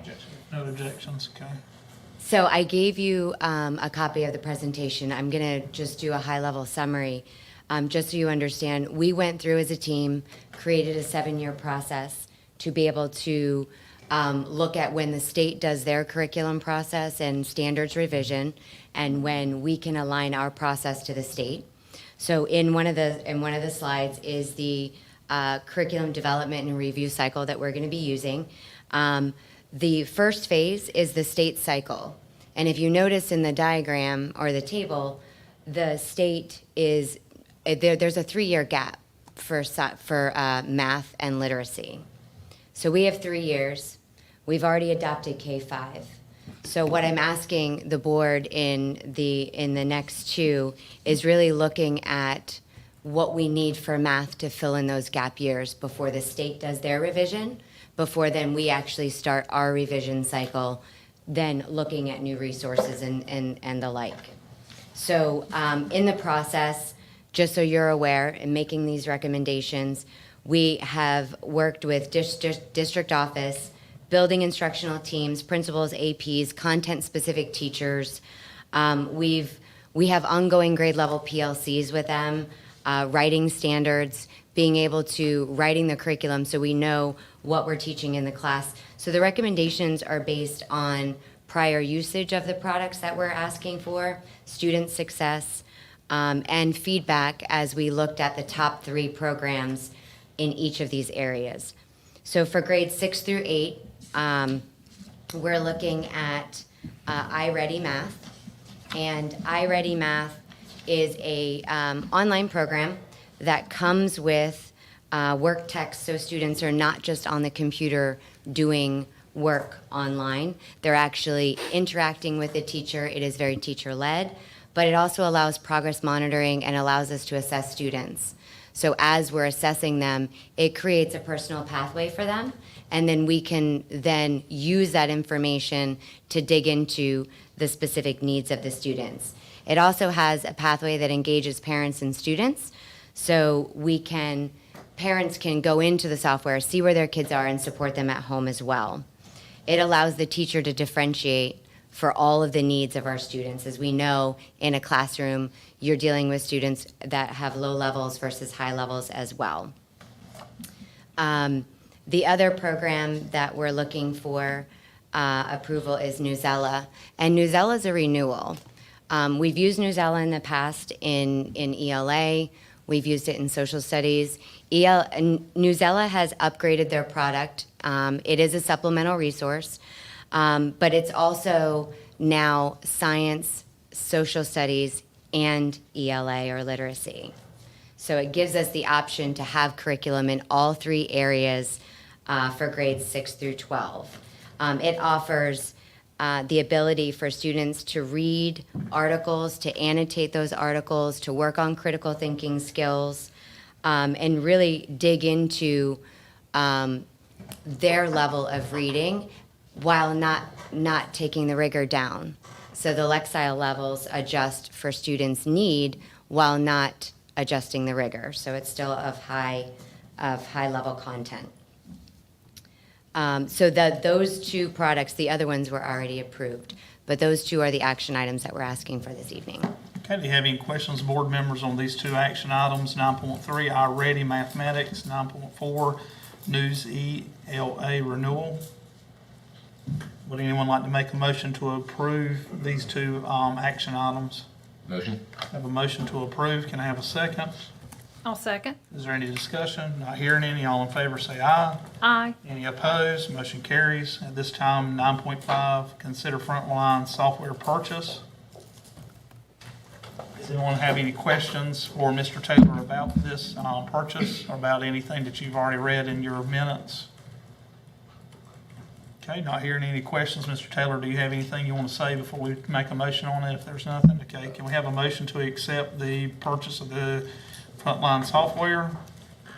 Motion. Can I have a motion? Can I have a second? I'll second. Have a second. Any discussion? Not hearing any. All in favor, say aye. Aye. Aye. Okay, anyone opposed? Not hearing any. Then motion carries. Thank you, Mr. Taylor. This time we got to consider a new continuing budget resolution, 9.7. Is there any questions concerning the continuing budget resolution? Is there any questions for Ms. Nolan about that? Not hearing any questions. Can I have a motion then to approve that? Motion. Have a motion, Mr. Cordero, second by Ms. Burns. Any discussion? Not hearing any. All in favor, say aye. Aye. Any opposed? Motion carries. At this time is comments from board members. Mr. Cordero, do you have any comments? Yes, sir, just a few. Hold up. What did you say? Did I miss something? Oh, wait, no, we have the Yep. synergistic. I apologize. I was about to, Thank you, Mr. McPherson. yeah. Thank you. At this time, we ask Synergistics to come forward, and that we do need to hear. I just had some questions for staff on this, Mr. Chair, if that's For appropriate. the Synergistics, Yes, sir. that's fine. Where are they at? Okay. Well, I don't think they're here. I think it's. They are. I'll do my best to answer your questions, but Mr. Smith, our energy specialist, is also here in order to answer questions that may come up. I mean, I did not ask him to come. He comes to several of our meetings, but hopefully I can answer the excellent. questions. But if you need to ask him, he's here for those. Thank you. Regarding the contract, as I understand it, the district pays a fee in amounts of 50% multiplied by the total savings per month, and that Synergistic shall submit performance fee billing statement to the district for each month during that fee period. So essentially what we're doing is we're saying there is a baseline of energy usage, Yes, sir. and whatever Synergistics does to make that go down, we're going to pay them half of that difference. Do I understand that right? That is correct, sir. Yeah. Based on current costs. Are you the Synergistics rep? Okay. Would you mind coming up? Thank you. I didn't realize you were going to be here this evening, so. Try and be present for any questions you might have. Sure, absolutely. I appreciate that. So what is the baseline energy The school level year from that you're using? 2017 to 2018 school year is our baseline. Okay. Is the year before our performance contract started. Okay. Excellent. So just to clarify for you. Yes. The base year begins July of 2017, runs through June of 2018. Right. There was a 6-month quick start where basically we came in and we started doing things, and you had 6 months with no billing of us implementing stuff. And then the performance year 1 began on January 1st, 2019. Okay, got it. So based on the electric expense reports, and Mr. Taylor, you might be able to shed some light on this, but based on the electric expense reports that we received that are in our information agenda, we spent about, at least last year, $1.86 million on electricity. And we are, if you analyze the rate that we've spent money with Synergistics this year, are going to basically spend about $750,000 or $750,000 paying Synergistics. So that is about almost half of what we spend entirely on energy. So, and I just want to make sure that my fundamental understandings about this program are correct. So basically what we're saying is that basically where we were before we started this program, we have cut our energy consumption in half, almost in half, like 40%. Is that right? Again, I don't have the numbers in front of me, but the thing that you said was our electricity cost is 1.6 million. Right. Our total utility cost is about 2.7 million. Okay. I believe. And so what are we That's monitoring? a rough again, that's a rough number. Are we monitoring natural gas and water? Correct. Natural gas, water, propane, fuel. Have we implemented the water part of this at every school? I thought we had previously discussed that it hadn't been implemented at every school, the water part. The water, he monitors. Do we pay for water? Yes, sir, we do. Pender County Utilities, Town of Wanna make sure. Burgall. Flores, town of, we have four different vendors for water and sewer. Okay. So on the contract that I seen, it said, and I believe Dr. Hill signed this, that they opted not to do the water conservation. That's what I had thought too. So, Now you're telling me we are, is that right? I'm not familiar with an out on the water portion. Mhm. I'm happy to look at that. Yep. I have a copy of the contract, so I can look at that, get back to you in a day. I'm not familiar with this. There's never been any talk. Now, I will say that I was not present at the time of the signing of the contract. I am a second energy specialist. At the time that the contract was started, there was a different employee in this role. Correct. So I was at the beginning of the startup of the program. I wasn't here, so I don't know if, about any of those discussions at the start of the contract. I can tell you, since I've been on board, that's the first I'm hearing about there being a opt-out on the water conservation portion. I do track water leaks, and I find and report water leaks and that kind of thing, and work with the maintenance supervisor about irrigation schedules and that kind of thing. So we have been implementing water. Now, if that's something that needs to be taken that isn't in the contract, it's been opted out of the contract, that's a different discussion. Okay, thank you. The idea, sir, the idea for the fee schedule for this contract is that you're not paying anything out of pocket. The idea is if we don't save you money, the company's not gonna pay. I understand that, but to the extent that staff is not auditing your work, we're basically relying on you, a for-profit company, to tell us that we've saved this amount of money and you give us half, right? So understand my skepticism. I want to see the data, and so my next request was going to be, can we have copies of all these performance fees billing reports for the past year? I want to see that data. Sure. Okay. Because unless, if staff has already analyzed this, please tell me. Sure, I look at every month statement that comes to my office before I sign it, because my name goes on it. So yes, sir, I review it. We have discussions regarding water leaks, things that he catches, him having communications with Duke Energy or any other utility commission to make sure that the meters were read properly, and all those things are happening. So yes, I believe that those performance statements that I get each month are correct and accurate. And I would like to add, sir, that the software that's being used is not our company's software. It is a third-party, non-affiliated software. So we use a program called Energy Cap that we enter our bills into that, and that's what projects our savings information and gathers all that data. So that is not a company-owned, that's not solely under Synergistic's wheelhouse. That is being sourced out to a third-party, and the school district pays the license fee for that. So really, they're your. Right. And the additional consideration regarding that, Mr. Cordero, is, or any members of the board, it's based on unit cost or unit usage, not cost, sorry. That's the calculation for savings, but the unit usage is what's calculated in the ECS system and monitors it, and they can print out those performance reports for us. And that's why it's so easy for them in the M&V group out in Texas to print those reports. And an annual update was provided in September. I would like to have a pair of their representatives meet with the committee at the end of this month, and hopefully have a June presentation, which would be several months earlier. But I think it's important with the turnover of the board that you have an annual update and you see where we've come from since the 2017-18 school year. That would be much appreciated. In addition to the performance fees billing statements, I would appreciate that very much. And we keep those in our document. The reason why I bring this up is this is a 5-year contract. Yes, sir. And we have to provide 60 days notice if we're going to choose to terminate this. Yes, sir. Okay, so I just want us to be very deliberate about that this is a very beneficial and worthwhile relationship. If we're paying this company $750,000 a year, yes, sir, to save us energy, that we're going to continue to do that and not just let the contract renew because we didn't do anything. So just understand that's where I'm coming from. Absolutely. Mr. McPherson, I don't know. The contract would not renew. Have you read this contract? I have. Does it go to a month by month basis after the 5 years? I couldn't find that in the contract, and I apologize. It lapses, sir. Okay. With the renewal, then we you have to execute renegotiate. the contract then? No, sir. We're not obligated to do so. So it's on a month by month then? Once it comes to December 21st, 2020, or December 31st, 2023, if you don't renew the contract, I pack up my stuff and I leave. Okay. That's how that works. Got it. Now, and what is the renewal term? So the renewal term typically is 3 years, but it can be renegotiated. Now, please understand, I am not a corporate, I am not the corporate guy, so I cannot tell you about the contract, the ins and outs of the contracts. But typically, it's a 3-year renewal, and it moves from a performance-based to a fixed fee, so that there's not that that expectation. Fluctuation.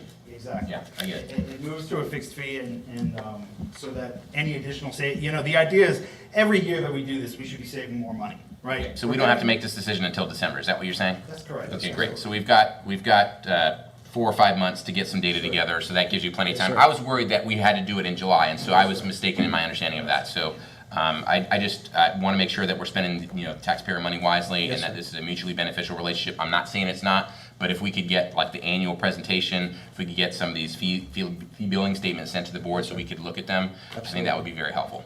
Absolutely. I have all those saved.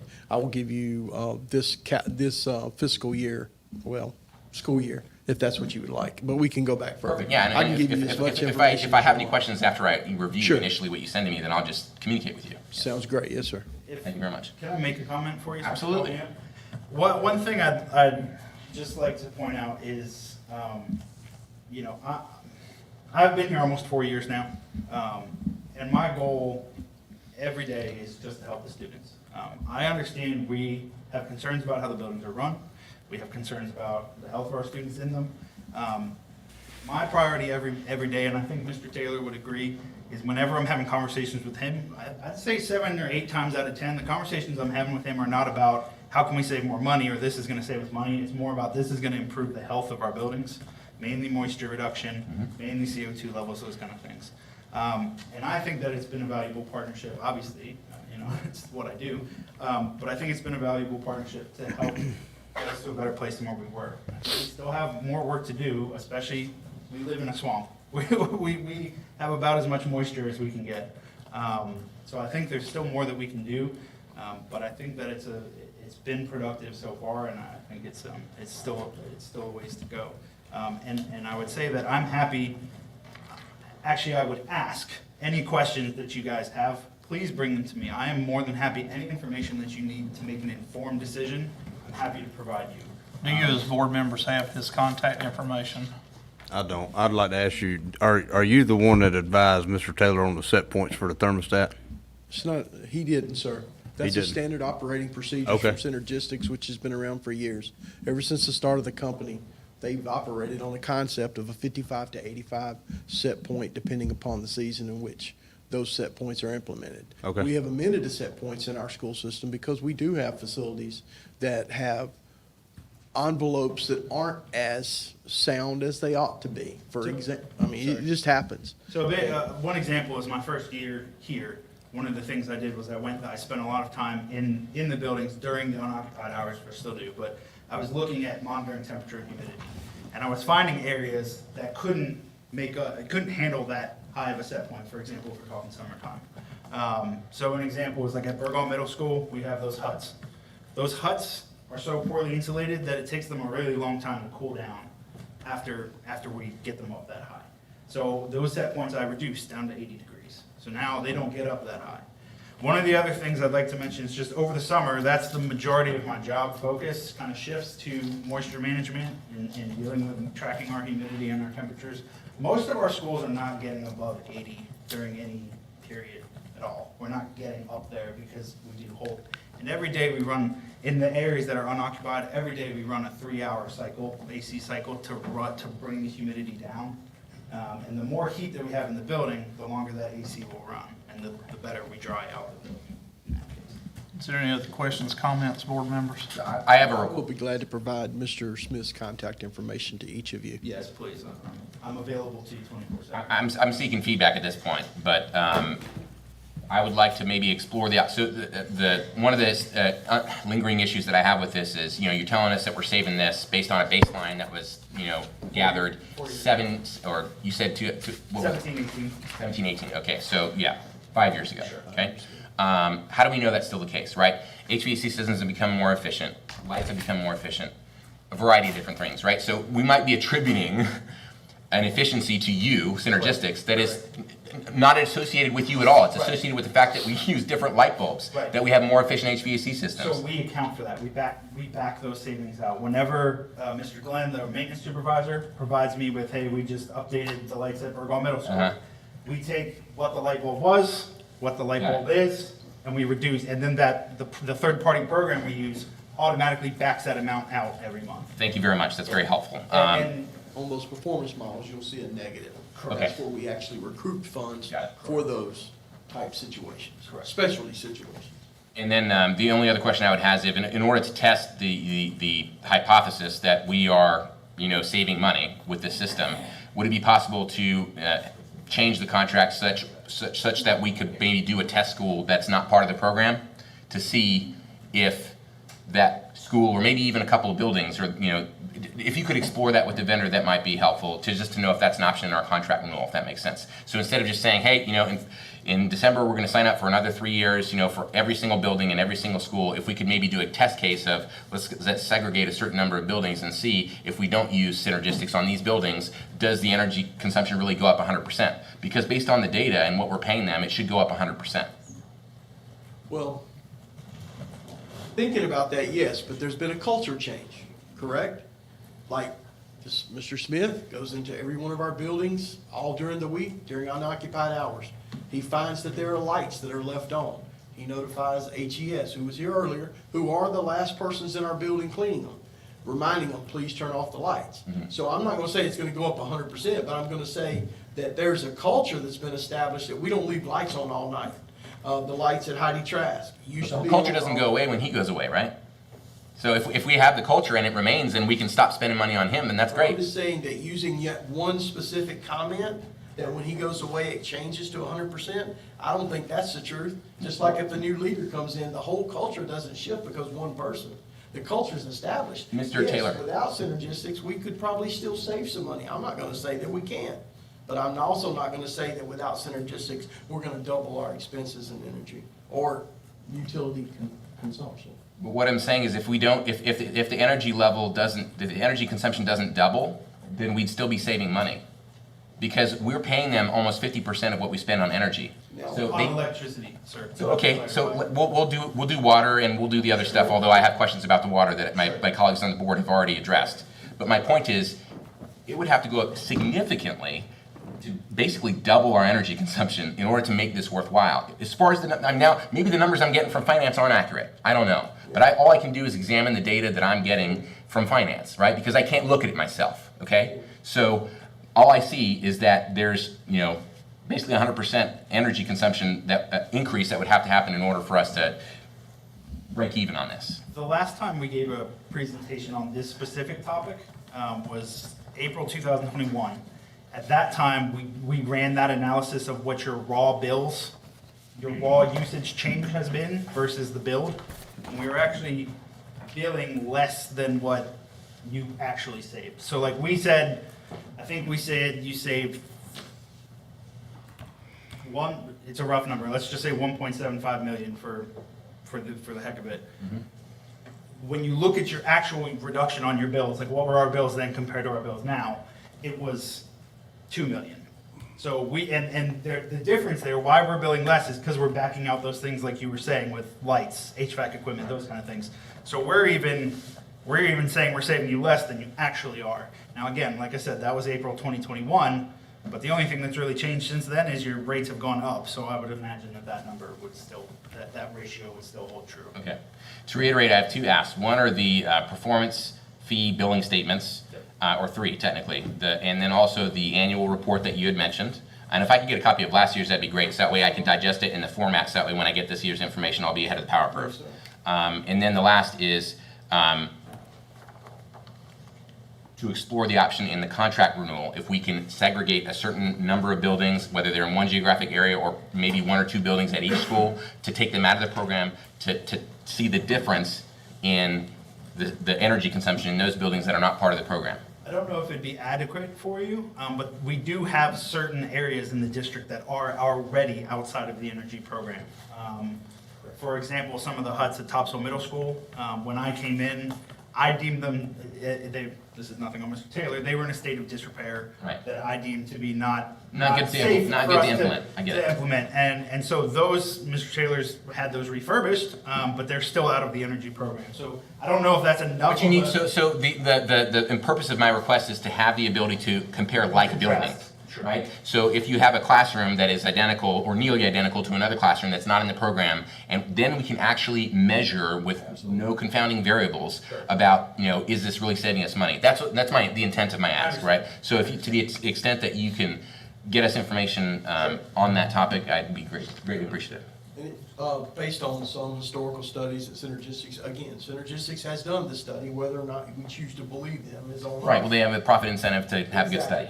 But based on their historical studies of school systems or other entities, clients who've gone away from the contract, it takes about 3 years and they return to the current or the baseline year usage.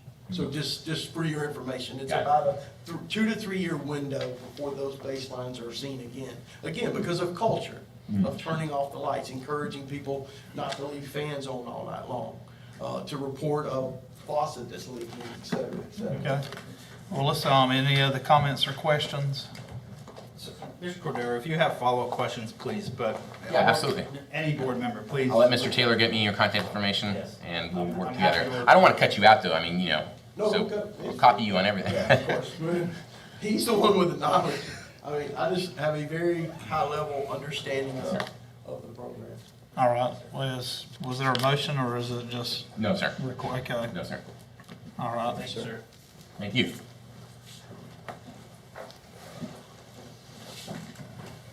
Okay, our next line item, Mr. McPherson, what is that? I think that's it, right? No, we've got the bill schedule, I think. I think you asked that this be moved to the action agenda, so I'll reread the summary. Is that correct? That's exactly Okay. right. Yeah. So is there any board member that is wanting to make a motion on this bill schedule that was presented? Okay, not hearing a motion, then May I say something, please? say anything you want to say, as long as it's. I'll make it quick, I promise. While we've been in discussions, I will tell you that I have had a tremendous amount of emails, texts, and messages from constituents. And the one thing that they are asking is why is school starting so early? And they are also asking to have a voice in the spell schedule, since they are going to be this is going to affect them more so than anyone. I tend to agree, I would like to have some further discussion on this before we go to an action.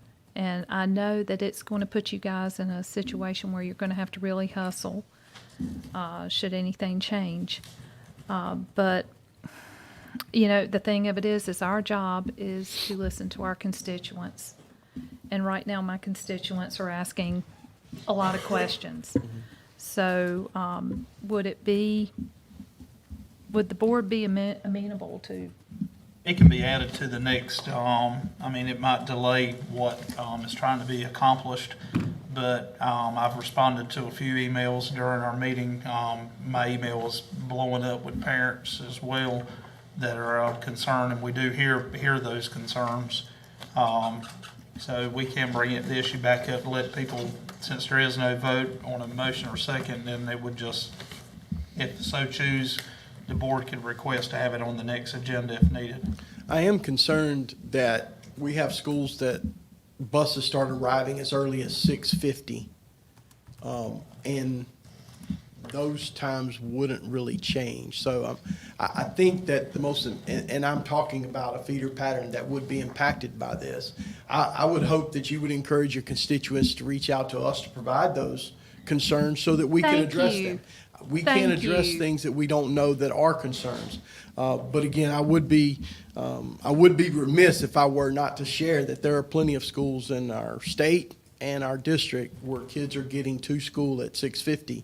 And at Surf City, where double routes are already taking place, those students are actually getting there at 6:40. The elementary and middle students sitting in the cafeteria waiting for the second bus runs to arrive so they can then go to classes. And that's all I'm asking. Like I said, we are representatives Sure. of these folks. And my concern is that if they want to have their voices, if they have questions, I mean, this is a big change. And if they want to have a voice in this, I say we give it to them. Dr. Breedlove, wasn't discussed in your listen and learn series? Or not? The transportation was the number one issue discussed in the listening and learning, and most of it was because of the double and triple runs that were taking place, as well as lack of bus drivers and APs and teacher assistants having to drive buses. Those were the topics that were covered with transportation. So you came up with a solution and you talked about the listen and learn series. Yes, sir. Correct? Yes, sir. Okay, that's all I have. And we can, if we need to have a special call meeting, we can give us a certain time frame. And if we need to call a meeting just to vote on this particular issue, then I have no problem with that if the other board members so desire to do so. Mr. Taylor? Yes, sir. Do you have the back planning done to be able to tell us, when's the drop dead date for you to be able to, execute? Because you want to execute in the fall, right? Yes, sir. What's your drop dead date to have a decision from us to be able to execute successfully? Well, again, sir, we can make that decision relatively late, but I'm also trying to save the resources, the limited human resources that we have, because our one TIMS coordinator is operating 3 interfaces right now. That's not helpful to me. Maintain that. We need to know, so you're saying you can't give me a time frame in which we need to make a decision? Because that's you didn't give me a time frame. No, sir. The other issue is the power school. We can't schedule kids without knowing what the bus schedule is. Yeah. So with the power school, which also goes down statewide, I think it's the last week of June, 30th of June. Okay, so let me try and next board meeting have a more extrapolated comment to try and get the answer I'm seeking.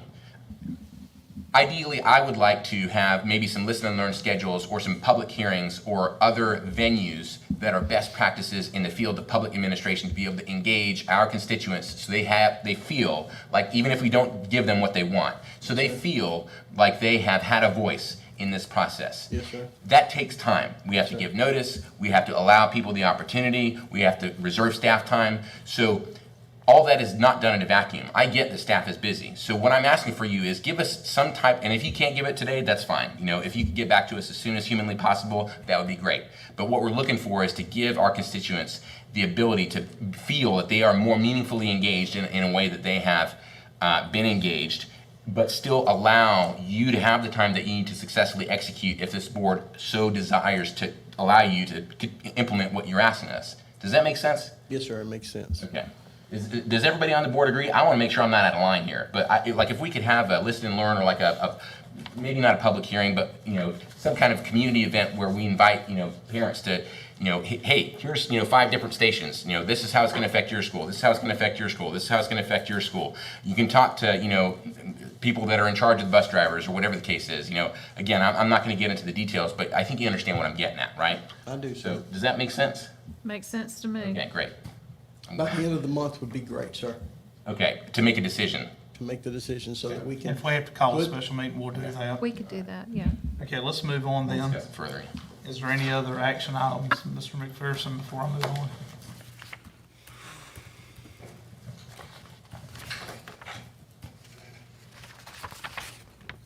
I didn't see any, I just wanted to make sure. I don't believe so. Okay, at this time then is board comments. Mr. Kader, I'll start back over with. Thank you, sir. again. Just briefly, everything I've said today, my last intention is to demean someone. I can be devoid of tact at times, so I apologize if I've offended anybody. Just know that my heart is in a good place. I'm trying to do what's best for the constituents of Pender County. And to, I know Dr. Breedlove's going to go into the hornet's nest later, next week, right, to the county commissioners and ask for a lot of money. And so I want to be able to, squeeze every penny out of every dollar. The other comment I would have is that over 1.3 million men and women who have served in the armed forces of the United States have died since the Revolutionary War. This month is Memorial Day month. And so I just wanted to say, may their souls rest in peace and their sacrifices not be in vain. Further, may all those who are missing in action or prisoners of war be returned home speedily and safely. And may let the remains of those fallen service members that are still abroad be repatriated and laid to rest without delay. Thank you, sir. Thank you, sir. At this time, then, Mr. Springer, do you have any comments? Yes, I went to a couple schools.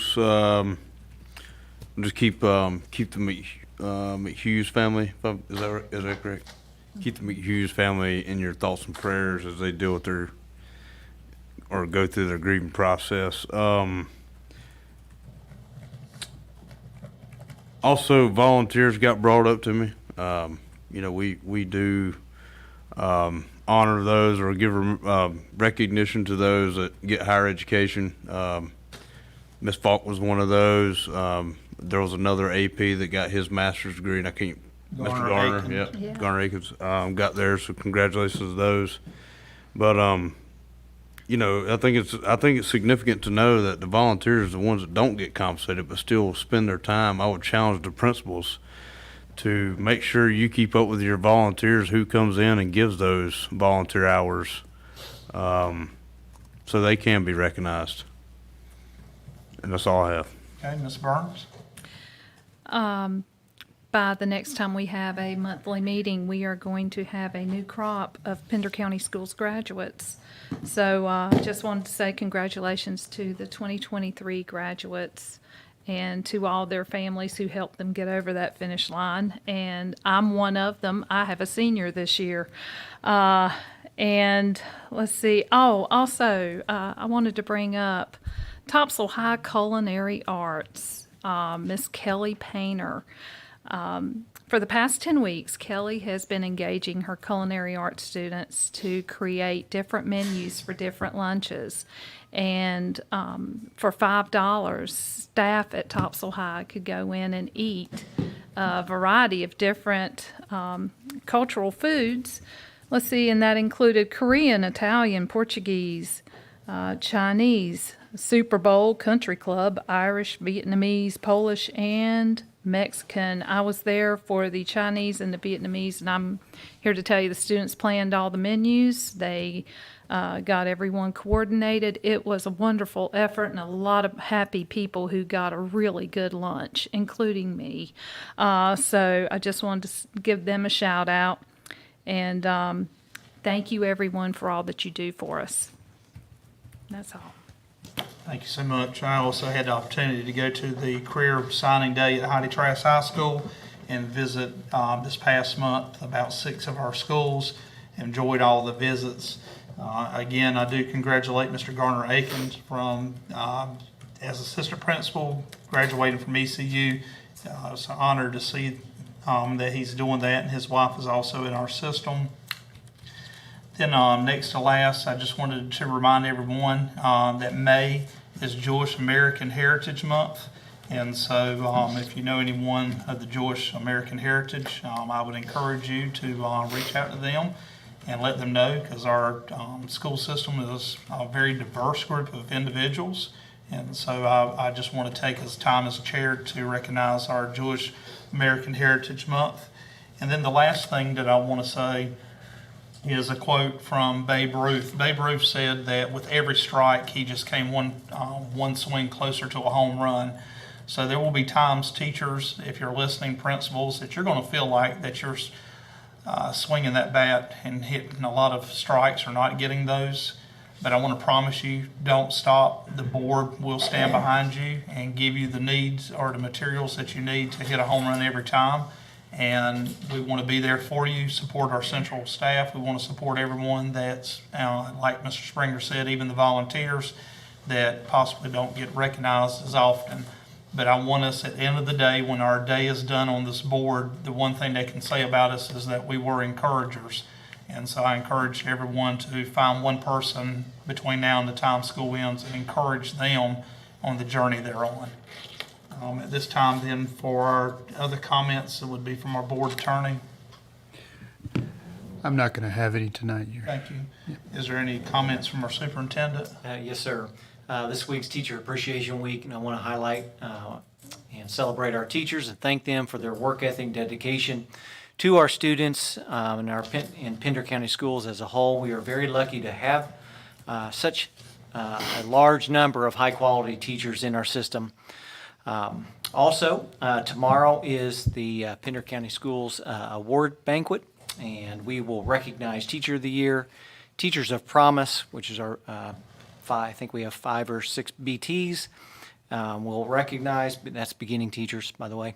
We also have our Principal of the Year and Assistant Principal of the Year. So we will be at the Burgall Train Depot and celebrating those groups. In addition to our teachers, tomorrow we are also celebrating Nurses Appreciation Day. All right, we are looking forward to celebrating our school nurses. During my listening and learning series, I asked teachers what they did not want to have changed, and the common theme across all schools was their school nurse. They really appreciate the dedication of those nurses and what they do for their schools. They absolutely love them. So here's a shout out to all of our school nurses, and I want to thank them personally and for all they do as well for the students and staff at our schools. This Friday, May 12th at 9 a.m., Cape Fear Community College has their spring commencement ceremony at the Wilson Center in downtown.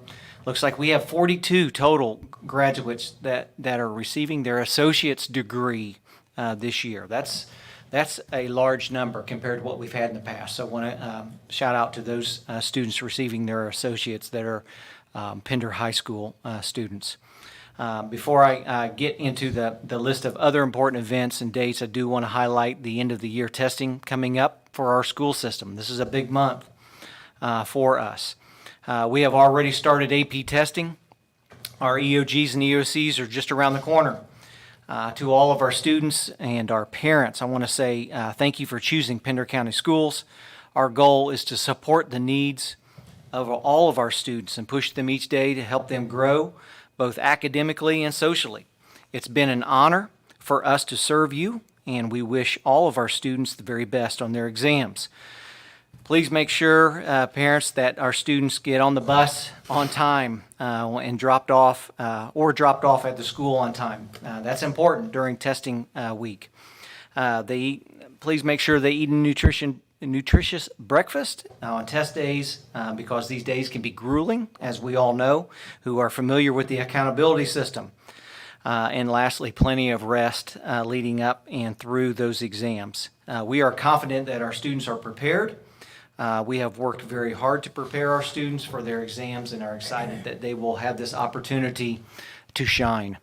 Wednesday, May 17th, 6:30, we have the bus driver banquet at Heidi Trask High School to celebrate those bus drivers that we have.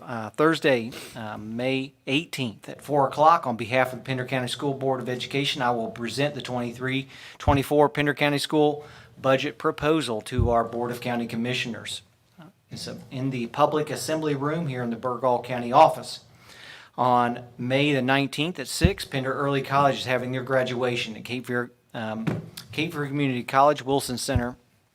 Thursday, June 1st, 9 a.m., Pender High School graduation on the football field. Followed by then, Thursday on June 1st at 6:30 p.m., Topsail High School graduation on their football field. Friday, June 2nd, it's the Heidi Trask High School graduation on their football field. And Friday, June 2nd, Pender Innovative Learning Center at Cape Fear Middle School. And the last couple of items here, Thursday, June 8th, it's the sign and ribbon cutting ceremony for Topsail Annandale Elementary School for that name change. Thursday, June 13th, Wednesday, June 14th, Pender County Schools Administrative Retreat at Cape Fear Community College Union Station, where we gather with all of our central office administrators, directors, and we meet with our principals and assistant principals around the district as we start focusing. We cap off this year and we start focusing on next year. And the last item I have is on Tuesday, June 13th, 6 p.m., the regular Board of Education meeting here, and Pender Education Partnership Wall of Fame recognition ceremony will be at that event as well. Board members, this concludes the superintendent's report. Thank you. This time then, do we have a motion to go in closed session? Make a motion to go in closed session. We have to read. Yeah. Mr. Hall's not here. Where is Don? Where's the second? Give me 1 second. Yeah, spoon feed us, Mr. Fury. Yeah, as long as you give me just 1 second, I will make sure that you have exactly what you need. I apologize.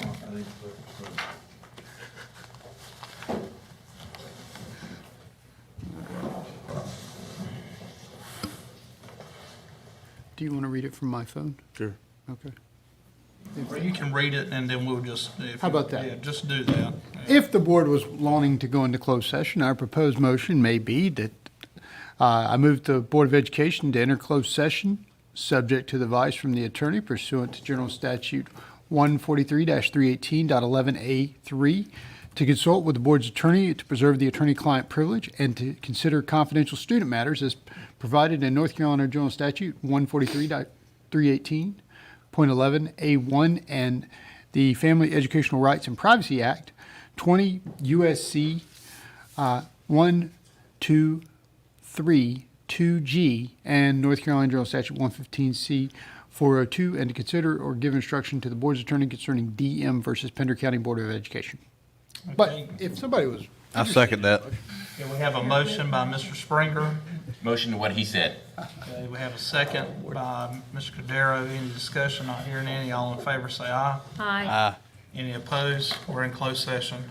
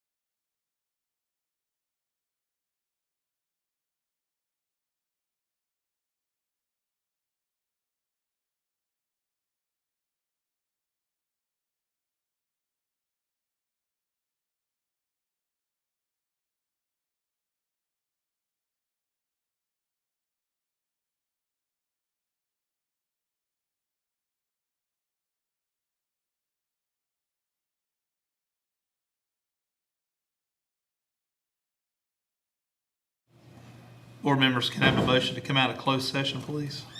I make a motion, we come out of closed session. We have a motion. Can I have a second? Second. All in favor, aye. Aye. Any opposed? This time, of motion on the human resource report. I'd like to make a motion to approve the human resources report as presented by staff and amended. And amended, okay, we have a motion. Can I have a second? I'll second. Have a second. Any discussion? Not hearing any. All in favor, say aye. Aye. Any opposed? Okay. Human resource report that, let's see, we've done that. Summer learning. Sir? The summer learning staff contracts. Motion to approve the summer learning staff contracts as proposed by staff. Okay, can I have a second? Second. All in favor, aye. Aye. Any opposed? Is there any other business before we adjourn? Closed session minutes. Can I have a motion to approve the closed session minutes and have them remain enclosed? I make that motion. Have a motion, can I have a second? Second. All in favor, aye. Aye. Any opposed? Okay, can I have a motion to adjourn? I make a motion, we adjourn. Have a motion, have a second. Motion by Beth, second by Phoebe.